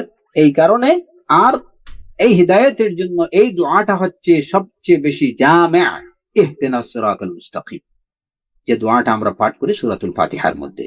তাই এই দোয়াটা বেশি করে পাঠ করা, আল্লাহ সুবহানাহু ওয়া তাআলার কাছে কায়ে মনে বুঝে শুনে যে আমি কি বলতেছি, ইহদিনাস সিরাতাল মুস্তাকিম, এই অনুভূতিটুকু আমার মধ্যে থাকতে হবে। যখন সালাতের মধ্যে আমি সূরাতুল ফাতিহা পাঠ করব, যে জাস্ট ইহদিনাস সিরাতাল মুস্তাকিম সিরাতাল লাযিনা আনআমতা আলাইহিম গায়রিল মাগদুবি আলাইহিম ওয়ালাদ দাল্লিন লাইসা আল-আমরু কাযালিক, এমন না, বিষয়টা এমন না। আপনি যখন বলবেন ইহদিনাস সিরাতাল মুস্তাকিম, তখনই আপনার অনুভূতির মধ্যে এইটুকু যেন থাকে যে আপনি আল্লাহ সুবহানাহু ওয়া তাআলার কাছে 3 ধরনের হিদায়াত চাইতেছেন: হিদায়াতুত তালিম ওয়াল ইরশাদ, হিদায়াতুত তৌফিক লিকবুলিল হক, এবং হিদায়াতুত তৌফিক লিসসাবাত আলাল হক, সত্যকে জানার, সত্যকে মানার এবং সত্যের উপরে ইস্তেকামত থাকার তৌফিক আপনি আল্লাহ সুবহানাহু ওয়া তাআলার কাছে চাইতেছেন। এই অনুভূতি নিয়ে আপনি বলবেন ইহদিনাস সিরাতাল মুস্তাকিম, তাহলে এই দোয়া কাজ দেবে।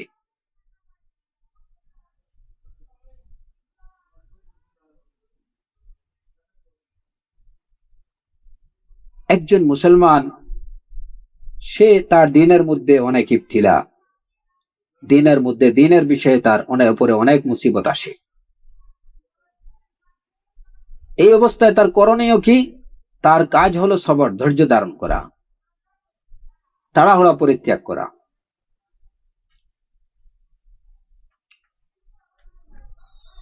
একজন মুসলমানের উপরে বিভিন্ন ধরনের ফিতনা বা ইবতিলা আসে তার দিনের বিষয়ে। যে ফিতনা বা ইবতিলা গুলো তার দিনের ব্যাপারে, যেগুলো তাকে দিন থেকে বিচ্যুত করে দিতে পারে, এই ধরনের মুসিবা আসে। এই অবস্থায় তার করণীয় কি? তাকে ধৈর্য ধারণ করতে হবে, তাড়াহুড়া পরিত্যাগ করতে হবে। কোনো ধরনের তাড়াহুড়া করা যাবে না। যেমন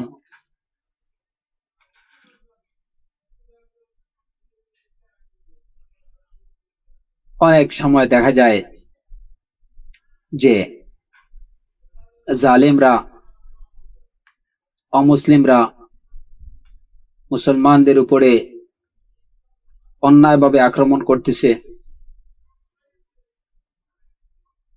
বিশ্বের সর্বত্র মুসলমানরা আল্লাহ সুবহানাহু ওয়া তাআলার কাছে প্রার্থনা করতেছেন যে এই সকল জালেমদের হাত থেকে যেন আমাদের বিপর্যস্ত মজলুম মুসলমানদেরকে উদ্ধার করেন, তাদেরকে সাহায্য করেন, জালেমদেরকে ধ্বংস করেন। কিন্তু দেখা যায় যে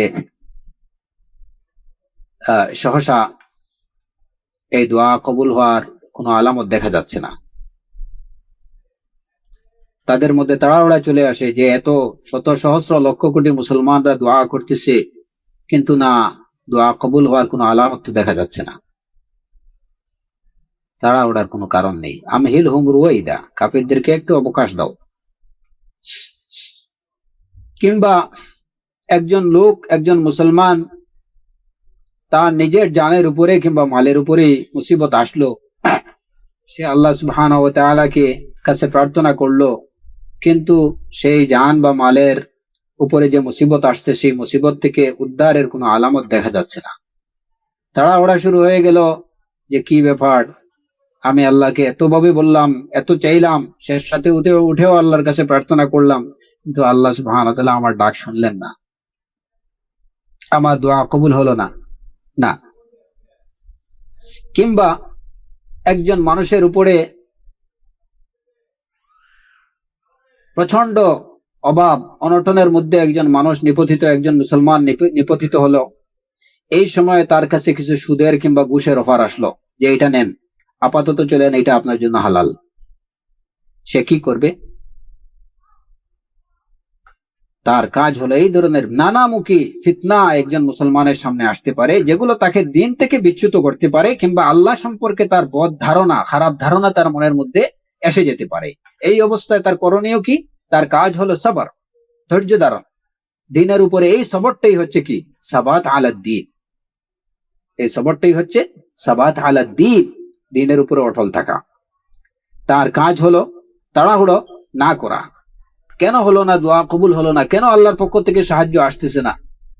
না, কোনো তাড়াহুড়া না, ধৈর্য ধারণ করতে হবে। فقد أخرج البخاري عن خباب بن الأرت رضي الله عنه قال شكونا إلى رسول الله صلى الله عليه وسلم وهو متوسد بردة له في ظل الكعبة قلنا له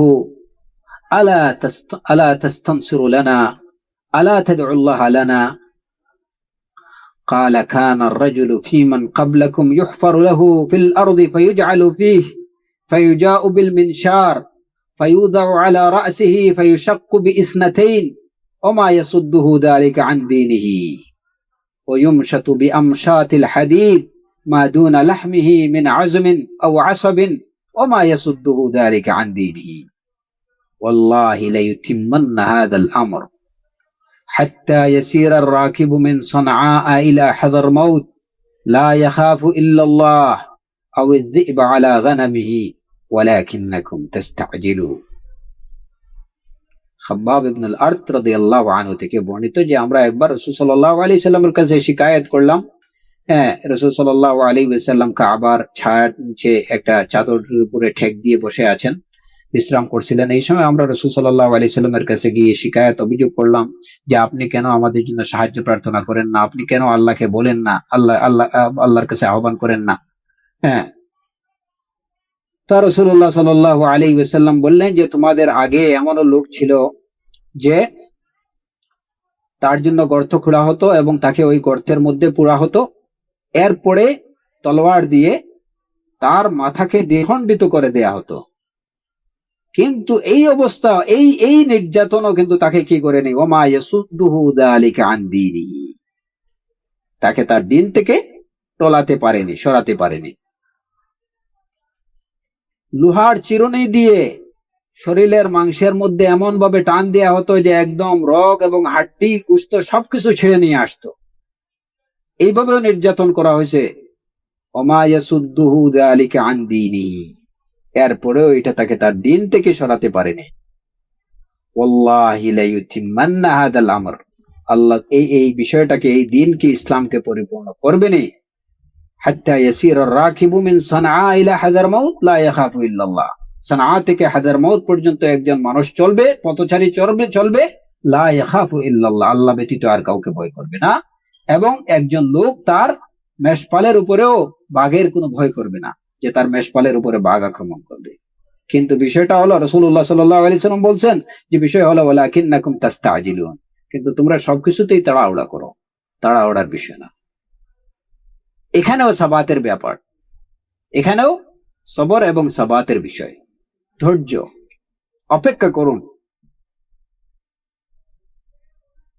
আল্লাহর সাহায্যের আশা পর্যন্ত অপেক্ষা করুন, ধৈর্য ধারণ করুন, সেই পর্যন্ত অটল এবং অবিচল থাকুন। ওয়াল্লাহি লা ইউতিম্মান্না হাদাল আমর,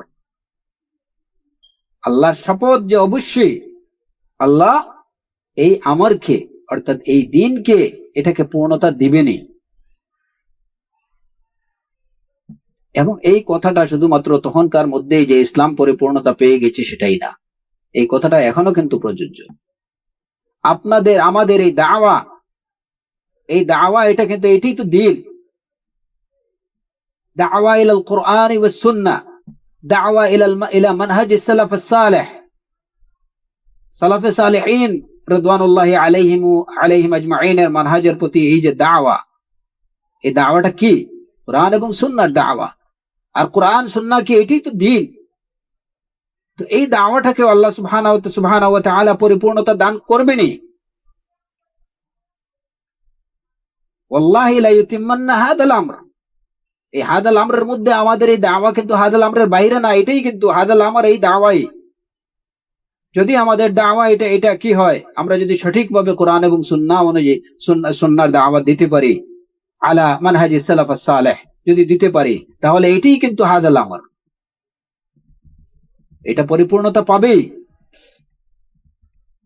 এখানে তাড়াহুড়ার কিছু নেই যে কি ব্যাপার, দীর্ঘদিন থেকে আমরা হয়তো অনেক কাজ করতেছি, হ্যাঁ, অনেক ওয়েবসাইট, অনেক লেখালেখি, অনেক বইপত্র, অনেক পুস্তক পুস্তিকা, অনেক কিছু আমরা প্রচার করলাম, অনেক অডিও কি দেয়া হলো, কিন্তু পাবলিকে সাড়া পাওয়া যাচ্ছে না খুব বেশি, মাত্র কয়জন আমাদের সাথে। ওয়ালাকিন্নাকুম তাস্তাজিলুন, লাকিন্নাকুম তাস্তাজিলুন, না, এটা কোনোভাবেই গ্রহণযোগ্য না। তাড়াহুড়া করার কিছু নেই, ধৈর্যের সাথে, সবরের সাথে, ইস্তেকামত, অবিচল থেকে কাজ আপনাদের এবং আমাদেরকে চালিয়ে যেতে হবে। আর আল্লাহ সুবহানাহু ওয়া তাআলার ওয়াদা, রাসূলুল্লাহ সাল্লাল্লাহু আলাইহি ওয়াসাল্লামের এই যে কথা, লা ইউতিম্মান্না হাদাল আমর, এইটুকুর অপেক্ষা, আশা নিয়ে আমাদের কাজ চালিয়ে যেতে হবে। আল্লাহ থেকে পরম সত্যবাদী আর কে? রাসূলুল্লাহ সাল্লাল্লাহু আলাইহি ওয়াসাল্লাম থেকে পরম সত্যবাদী মানুষের মধ্যে আর কে? তিনি যখন বলছেন, আল্লাহ রাব্বুল আলামিন যেখানে বলছেন, রাসূলুল্লাহ সাল্লাল্লাহু আলাইহি ওয়াসাল্লাম বলছেন যে এইটাকে পরিপূর্ণ করবেনই, পূর্ণতা দেবেনই, সুতরাং এটা পরিপূর্ণতা পাবেই। কিন্তু না, আমাদের এই দাওয়াতুস সালাফিয়ার উপরে কয়জন লোক, মাত্র কয়েকজন, হ্যাঁ, সুতরাং এখানে নিরাশ হয়ে এই দাওয়া সবটুকু ছেড়ে দিয়ে বাজে চিন্তা যদি হয়, তাহলে এটাই হবে দিন থেকে বিচ্যুতি, এটাই হবে দিন থেকে বিচ্যুতি। এই কারণে এই ধরনের চিন্তা যাতে মনের মধ্যে কখনো না আসে, এই কারণে চাইতে হবে ইহদিনাস সিরাতাল মুস্তাকিম, ইস্তিকামা, সবরের দরকার, ধৈর্যের সাথে কাজ চালিয়ে যাওয়া দরকার। আল্লাহ সুবহানাহু ওয়া তাআলার ওয়াদার বাস্তবায়নের অপেক্ষায় এবং আশা, সুদৃঢ় আশা পোষণ করতে হবে। এটা হবে আজকে না হোক কালকে। তাই এই যে সবরটা কি, আমরা যে সবর নিয়ে আলোচনা করছিলাম এর আগে, এই সবরটাই হচ্ছে কিন্তু আসলে সাবাত। as-sabr was-sabat আলাল হক, সত্যের উপরে সুদৃঢ় থাকা, অবিচল থাকা, আমামা দাইল হাওয়া ওয়াশ শাহওয়া,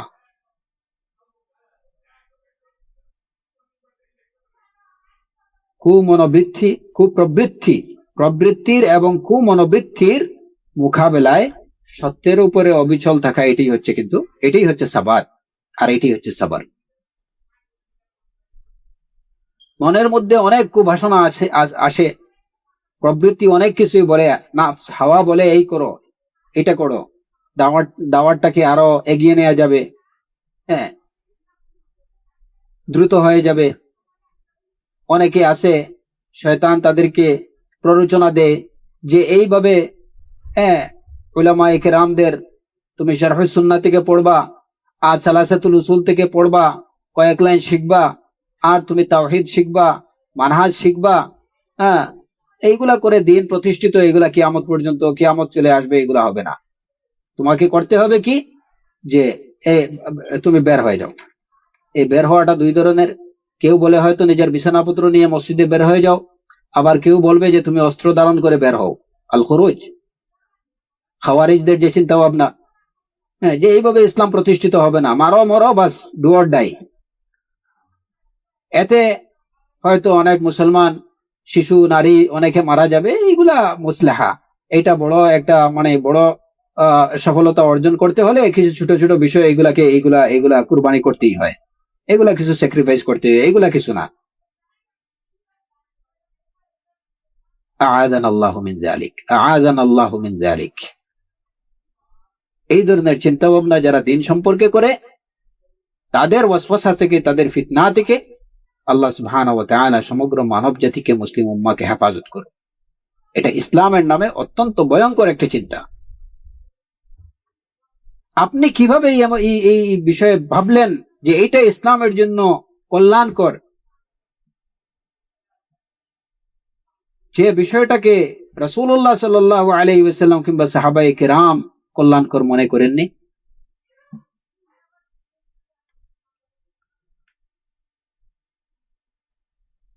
যেখানে রাসূলুল্লাহ সাল্লাল্লাহু আলাইহি ওয়াসাল্লাম বললেন, লা ইয়াহিল্লু দামু মুরইন মুসলিমিন ইল্লা লিইহদাই সালাস, তিনটা কারণ ব্যতীত একজন মুসলমানের রক্ত কারোর জন্য হালাল হতে পারে না। আপনি কিভাবে বলেন যে বৃহত্তর স্বার্থে এখানে ক্ষুদ্র কিছু, যদি শিশু নারী, মুসলমান শিশু নারী পুরুষ মারা যায়, তাতে কিছু নেই? ইসলামিক স্টেট হয়ে গেলে অনেক কিছুই হয়ে যাবে, অনেক সফলতা অর্জন করে যাবে। ওয়ালা হাওলা ওয়ালা কুওয়াতা ইল্লা বিল্লাহ। এইগুলো হলো বিভিন্ন ধরনের ফিতনা আমাদের সামনে আসতেছে। সুতরাং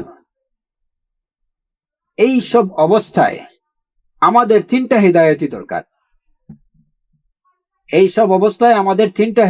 দরকার। প্রথমত, যে আসলে এই যে ফাত্তানুনরা, এই খাওয়ারিজুনরা, তারা যে ধ্যান ধারণা বা যে সমস্ত কথাবার্তা বলতেছে, এগুলা আদৌ কি সত্য কি মিথ্যা, এই বিষয়টা জানার তৌফিক আল্লাহ সুবহানাহু ওয়া তাআলার কাছে চাইতে হবে। আল্লাহুম্মা আরিনাল হাক্কা হাক্কান ওয়ারযুকনা ইত্তিবাআহ ওয়া আরিনাল বাতিলা বাতিলান ওয়ারযুকনা ইজতিনাবা। এই কথাগুলা, এইগুলা কি ইসলাম সম্মত না ইসলাম বিরোধী? এই বিষয়গুলা জানার, সত্যকে জানার যে তৌফিক, যেটা এই হেদায়েত আল্লাহ তাআলার কাছে চাইতে হবে। দ্বিতীয়ত, এটাকে মানার, যে আমি যদি বুঝি যে এই কথাগুলো কি, এগুলা বাজে কথা, এইগুলা ইসলামের নামে অন ইসলামিক চিন্তা ভাবনা, তাহলে এই কথাগুলো থেকে, এই ধরনের চিন্তা ভাবনা থেকে বেঁচে থাকার তৌফিক আল্লাহ তাআলার কাছে চাইতে হবে। নতুবা হয়তো তার মনের মধ্যে সে জানে যে না, এটা এভাবে ঠিক না, এই হাদিস তার জানা আছে,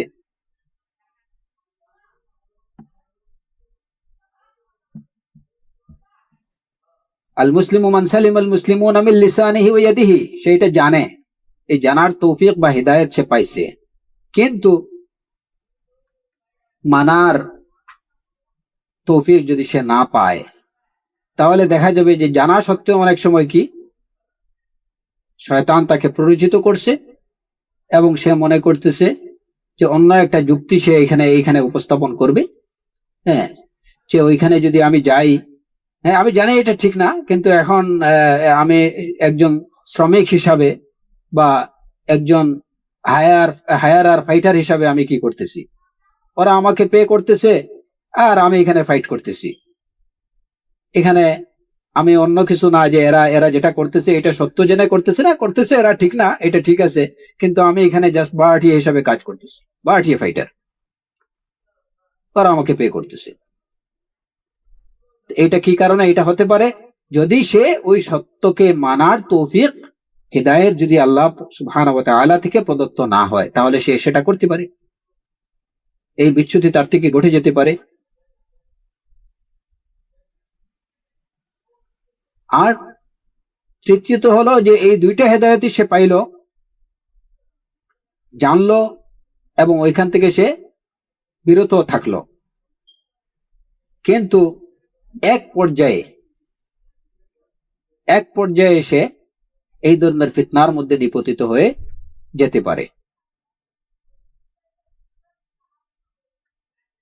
যে বাইরে যারা যা কিছু করতেছে, যে ঠিক আছে ওরা তো সবাই বাইরে করতেছে, এখানে আমি আমার আয়ত্তে যেটুকু আছে আমি সেটুকু করি বলে সে তার নিজের র্যাঙ্কের মধ্যে যেটুকু আছে ওইখানেই সে একটা বিপ্লব বা একটা আন্দোলন শুরু করে দিল। ওয়াজাহিদু ফিল্লাহি হাক্কা জিহাদি, এই নামে।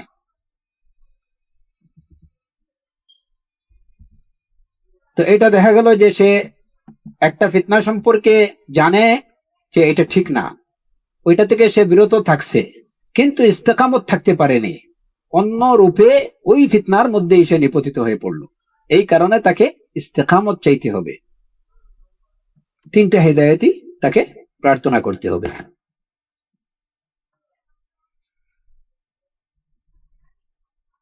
তো ফিতনার মোকাবিলায়, ফিতনার সময় একজন মুসলমানের করণীয় হলো, এবং যে প্রবৃত্তি বা কুমনোবৃত্তির তাড়নায় একজন মুসলমানের করণীয় কি? ধৈর্য ধারণ করা। একজন মুসলমানের করণীয় হলো সত্যের উপরে ধৈর্য ধারণ করা। রাসূলুল্লাহ সাল্লাল্লাহু আলাইহি ওয়াসাল্লাম এই যে কঠিন সময়টা মুসলমানদের সামনে আসবে, এই বিষয়ে রাসূলুল্লাহ সাল্লাল্লাহু আলাইহি ওয়াসাল্লাম আগেই বলে গেছেন। আনাস ইবনে মালিক রাদিয়াল্লাহু আনহু থেকে বর্ণিত হাদিসে রয়েছে যে রাসূলুল্লাহ সাল্লাল্লাহু আলাইহি ওয়াসাল্লাম বলেছেন, ইয়াতি আলান নাসি জামানুন আস-সাবিরু ফীহিম আলা দীনিহি কাল কাবিজি আলাল জামর, যে মানুষের উপরে এমন একটা সময় আসবে যে ওই সময়ে আস-সাবিরু ফীহিম আলা দীনিহি কাল কাবিজি আলাল জামর, ওই সময়ে দ্বীনের উপরে ধৈর্য ধারণকারী উদাহরণ হবে জ্বলন্ত অঙ্গারকে হাতে ধারণকারীর মতো। জ্বলন্ত অঙ্গারকে হাতে ধারণ করা যেভাবে অত্যন্ত কঠিন এবং একটা দুঃসাধ্য বিষয়, ঠিক এমনি ভাবে এই ফিতনার এমন ফিতনা আসবে, এমন একটা সময় আসবে যে দ্বীনের উপরে ধৈর্য ধারণকারীর অবস্থা হবে তেমনি অনেক কঠিন। জ্বলন্ত অঙ্গারকে হাতে ধারণ করা যেভাবে অনেক কঠিন এবং অনেক কষ্টসাধ্য, ঠিক এমনি ভাবে দ্বীনের উপরে ধৈর্য ধারণ করাটা হবে অনেক কষ্টসাধ্য।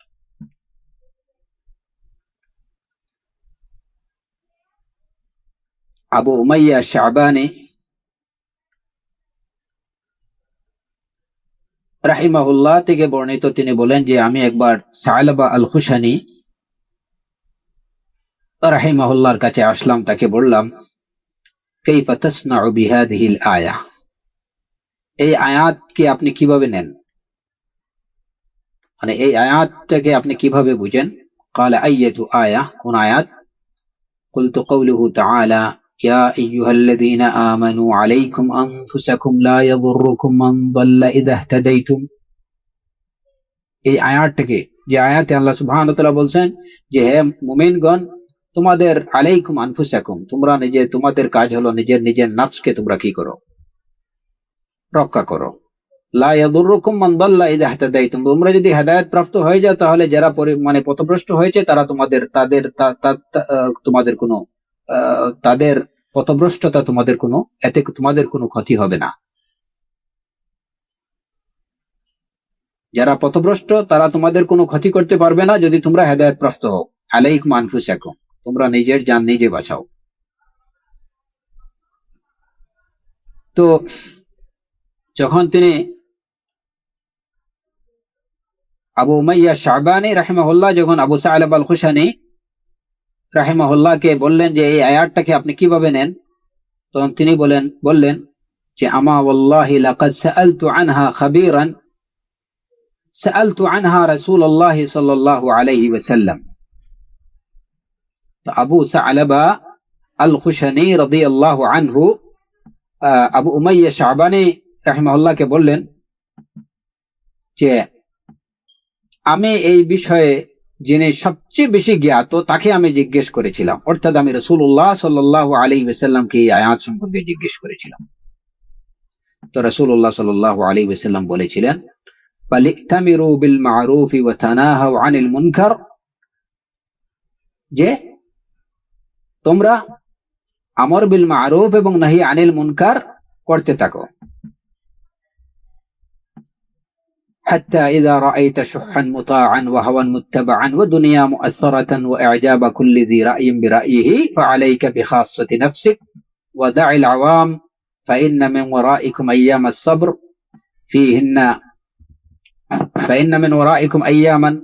فيهن مثل القبض على الجمر للعامل فيهن مثل أجر 50 رجلا يعملون مثل عملكم। এই হাদিসটির সনদ যদিও যায়ীফ, কিন্তু তার যে বক্তব্য এই বক্তব্যটা অন্যান্য এর সম্পূরক, অন্যান্য যে বক্তব্যগুলো সহিহ বক্তব্যগুলো আছে সেগুলোর সম্পূরক হিসাবে এটা গ্রহণযোগ্য।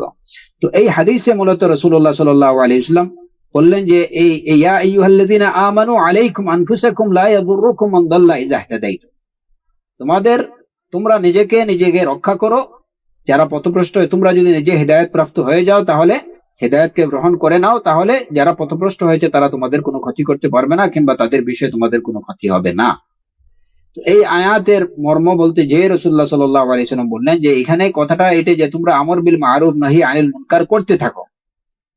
হ্যাঁ, কিন্তু যখন দেখা যাবে যে মানুষ তার হাওয়ার ইত্তিবা করতেছে, তার দুনিয়াকে সে প্রাধান্য দিচ্ছে, এবং সে তার রায় বা সে তার যে যুক্তি যেটা, হ্যাঁ, ওইটাতেই সে মানে সবচেয়ে বেশি পুলকিত এবং আশ্চর্যান্বিত হচ্ছে, সে তার রায়টাকেই চমৎকার একটা বিষয় মনে করতেছে, তখন তুমি তাদের পিছনে ছেড়ে দাও, তখন তুমি তোমার নিজেকে নিয়ে চিন্তা করো আর ওদেরকে তুমি ছেড়ে দাও।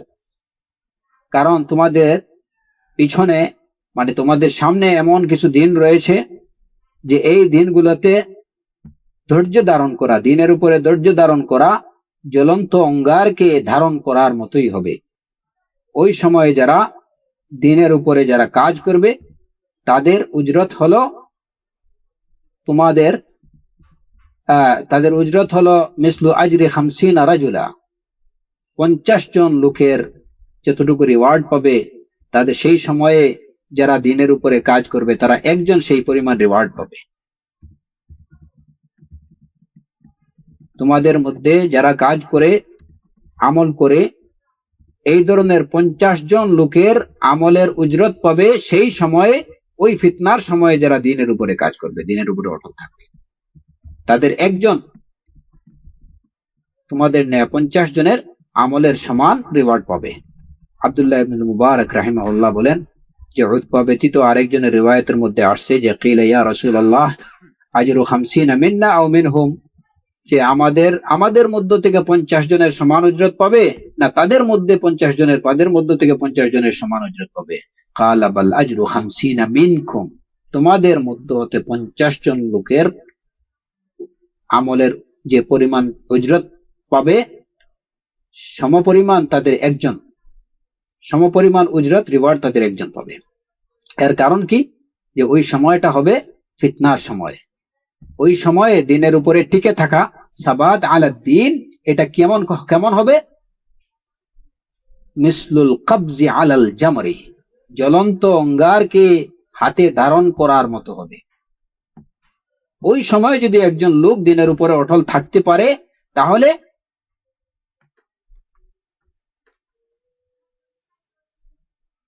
মিসলু আজরি 50 রাজুলা,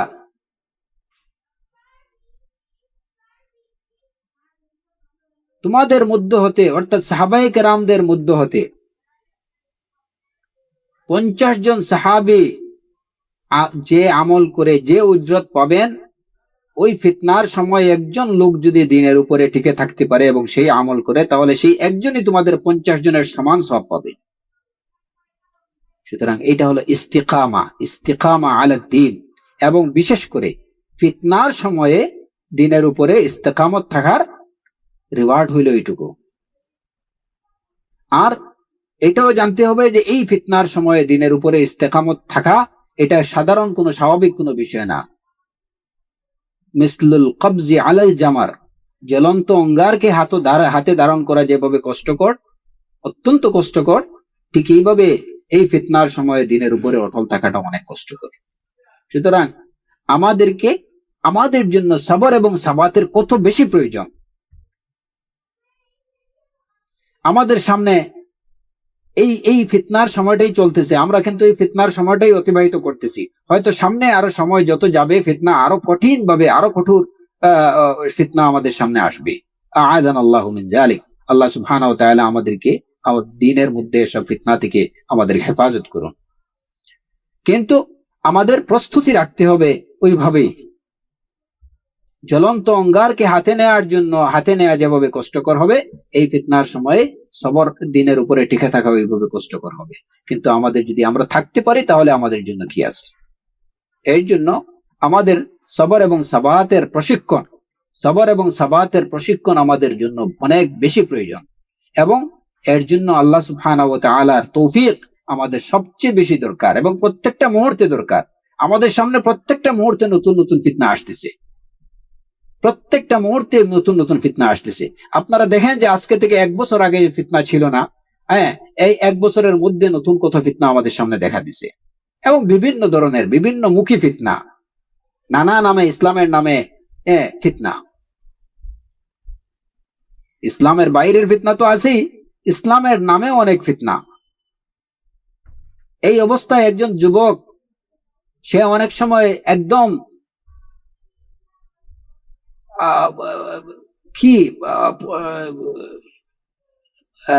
হতভম্ব হয়ে যায় যে আসলে প্রকৃত ইসলামটা কি, সে কোন পথ অবলম্বন করবে, কোনটা হক। কারণ প্রত্যেকটা ফিতনাই এমনগুলো, ইসলামের নামে যে ফিতনাগুলো আসে, এগুলো এমন ভাবে উপস্থাপিত হয় তার সামনে যে মনে হয় এটাই প্রকৃত ইসলাম। সে হতভম্ব হয়ে যায়। এখন সে কি করবে? এই কারণে প্রথমত কাজ হলো যে হিদায়াত প্রার্থনা করা, ইহদিনাস সিরাতাল মুস্তাকিম, ইহদিনাস সিরাতাল মুস্তাকিম। এই দোয়াটা খাবার এবং পানীয় থেকেও সবচেয়ে বেশি আমাদের প্রয়োজন। কারণ আমাদের সবচেয়ে বেশি প্রয়োজন হিদায়াত। ফিতনা যত বাড়বে, ইবতিলা যত বাড়বে, গুমরাহি যত বাড়বে, হিদায়াতের প্রয়োজন, মুখাপেক্ষিতা আমাদের তত বেশি প্রয়োজন হবে, আমাদের তত বেশি।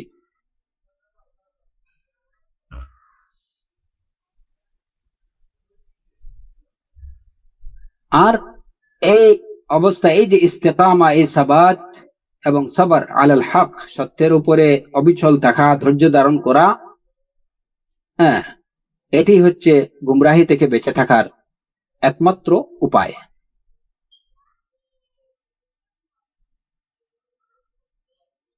হকটা কি? আমরা আগেই বলছি যে এই হকটাই হচ্ছে কোরআন এবং সুন্নাহ, কিতাবুল্লাহ ও সুন্নতি রাসূলিহি সাল্লাল্লাহু আলাইহি ওয়াসাল্লাম। কোরআন এবং সুন্নাহই আমাদেরকে গুমরাহি থেকে বেঁচে থাকার নিরাপত্তা দিতে পারে। কোরআন সুন্নাহর উপরে অবিচল থাকা, হকের উপরে অবিচল থাকা মানে কি? কোরআন এবং সুন্নাহর উপরে অটল এবং অবিচল থাকা। কোরআন এবং সুন্নাহর উপরে অটল এবং অবিচল থাকা। আলা ফাহমি সালাফিস সালেহ, এটাও আমাদের সাথে সাথে মনে রাখতে হবে যে শুধু কোরআন এবং সুন্নাহকে যেভাবে সাহাবায়ে কেরাম সালাফে সালেহ রিদওয়ানুল্লাহি আলাইহিম আজমাইন তারা এটাকে যেভাবে বুঝে, যেভাবে এটার উপরে অটল এবং অবিচল ছিলেন, আমরাও যদি ঠিক এইভাবে কোরআন ও সুন্নাহকে ওই অর্থে যেভাবে ফাহমে সালাফে সালেহ অনুযায়ী যদি আমরা কোরআন এবং সুন্নাহকে আঁকড়ে ধরতে পারি, তাহলে এটাই আমাদেরকে পথভ্রষ্ট হওয়া থেকে নিরাপত্তার গ্যারান্টি দিতে পারে। যে নিরাপত্তার নিশ্চয়তা রাসূলুল্লাহ সাল্লাল্লাহু আলাইহি ওয়াসাল্লাম দিয়ে গেছেন, তিনি বলেছেন তারাকতু ফীকুম আমরাইন তারাকতু ফীকুম মা ইন তামাসসাকতুম বিহি লান তাদিল্লু কিতাবাল্লাহি ওয়া সুন্নতি। আমি তোমাদের কাছে রেখে গেলাম এমন কিছু, ইন তামাসসাকতুম বিহি লান তাদিল্লু, যদি তোমরা ওইটাকে আঁকড়ে থাকতে পারো, লান তাদিল্লু, তাহলে অবশ্যই তোমরা কি হবে না, পথভ্রষ্ট হবে না। শুধু তাদিল্লু না, লা তাদিল্লু না, লান তাদিল্লু, অবশ্যই তোমরা কি হবে না, পথভ্রষ্ট হবে না। আর সে বিষয়টা কি? আল্লাহর কিতাব এবং আমার সুন্নাহ। তো ফাহমে সালাফে সালেহ অনুযায়ী আমরা যদি কোরআন এবং সুন্নাহকে যদি আমরা আঁকড়ে ধরতে পারি, আঁকড়ে থাকতে পারি, তাহলে এই আঁকড়ে থাকাটাই হচ্ছে কোরআন এবং সুন্নাহকে আঁকড়ে থাকা, এটাই হচ্ছে সাবার, এবং এটাই হচ্ছে দ্বীনের উপরে ইস্তেকামত, এবং এটাই হচ্ছে দ্বীনের উপরে সাবাত আলাদ দ্বীন, এবং এটাই হচ্ছে সাবাত আলাল মানহাজ, এটাই হচ্ছে সাবাত আলাল মানহাজ। তাহলে এই সাবাত আলাদ দ্বীন, সাবাত আলাল মানহাজ একই বিষয়। হ্যাঁ, আসসাবর আলাদ দ্বীন, আসসাবর আলাল হক আমামা দাইল হাওয়া ওয়াশ শাহওয়া, এই সব বিষয়গুলো কিন্তু একই বিষয়, একই কথা, একই বিষয়ের বিভিন্ন কথায় বা বিভিন্ন ভাষায় প্রকাশ। দ্বীনের উপরে ধৈর্য ধারণ করা, সত্যের উপরে অটল অবিচল থাকা, কোরআন এবং সুন্নাহকে আঁকড়ে থাকা, এই সবগুলাই হচ্ছে কি? সবর, সাবাত, ইস্তেকামা। যদি এটা আমরা করতে পারি, তাহলে এই কাজটাই আমাদেরকে পথভ্রষ্ট হওয়া থেকে নিরাপত্তার নিশ্চয়তা দিতে পারে, যে আমরা কখনো পথভ্রষ্ট হব না। লান তাদিল্লু, রাসূলুল্লাহ সাল্লাল্লাহু আলাইহি ওয়াসাল্লাম বলে গেছেন, তাহলে অবশ্যই তোমরা কি হবে না, পথভ্রষ্ট হবে না। তো আল্লাহ সুবহানাহু ওয়া তাআলা আমাদেরকে সাবাত আলাল মানহাজ, সাবাত আলাদ দ্বীন, ইস্তিকামা আলাদ দ্বীনের তৌফিক দান করুন, এবং আমরা কায়েমনে আল্লাহ সুবহানাহু ওয়া তাআলার কাছে প্রার্থনা করছি, রব্বি ইহদিনাস সিরাতাল মুস্তাকিম, রব্বানা ইহদিনাস সিরাতাল মুস্তাকিম। হে আল্লাহ, হে আমাদের রব, তুমি আমাদেরকে সিরাতে মুস্তাকিমের হিদায়াত দান করো। ওয়া সাল্লাল্লাহু আলা নবিয়িনা মুহাম্মদ ওয়া আলা আলিহি ওয়া সাহবিহি ওয়া সাল্লাম।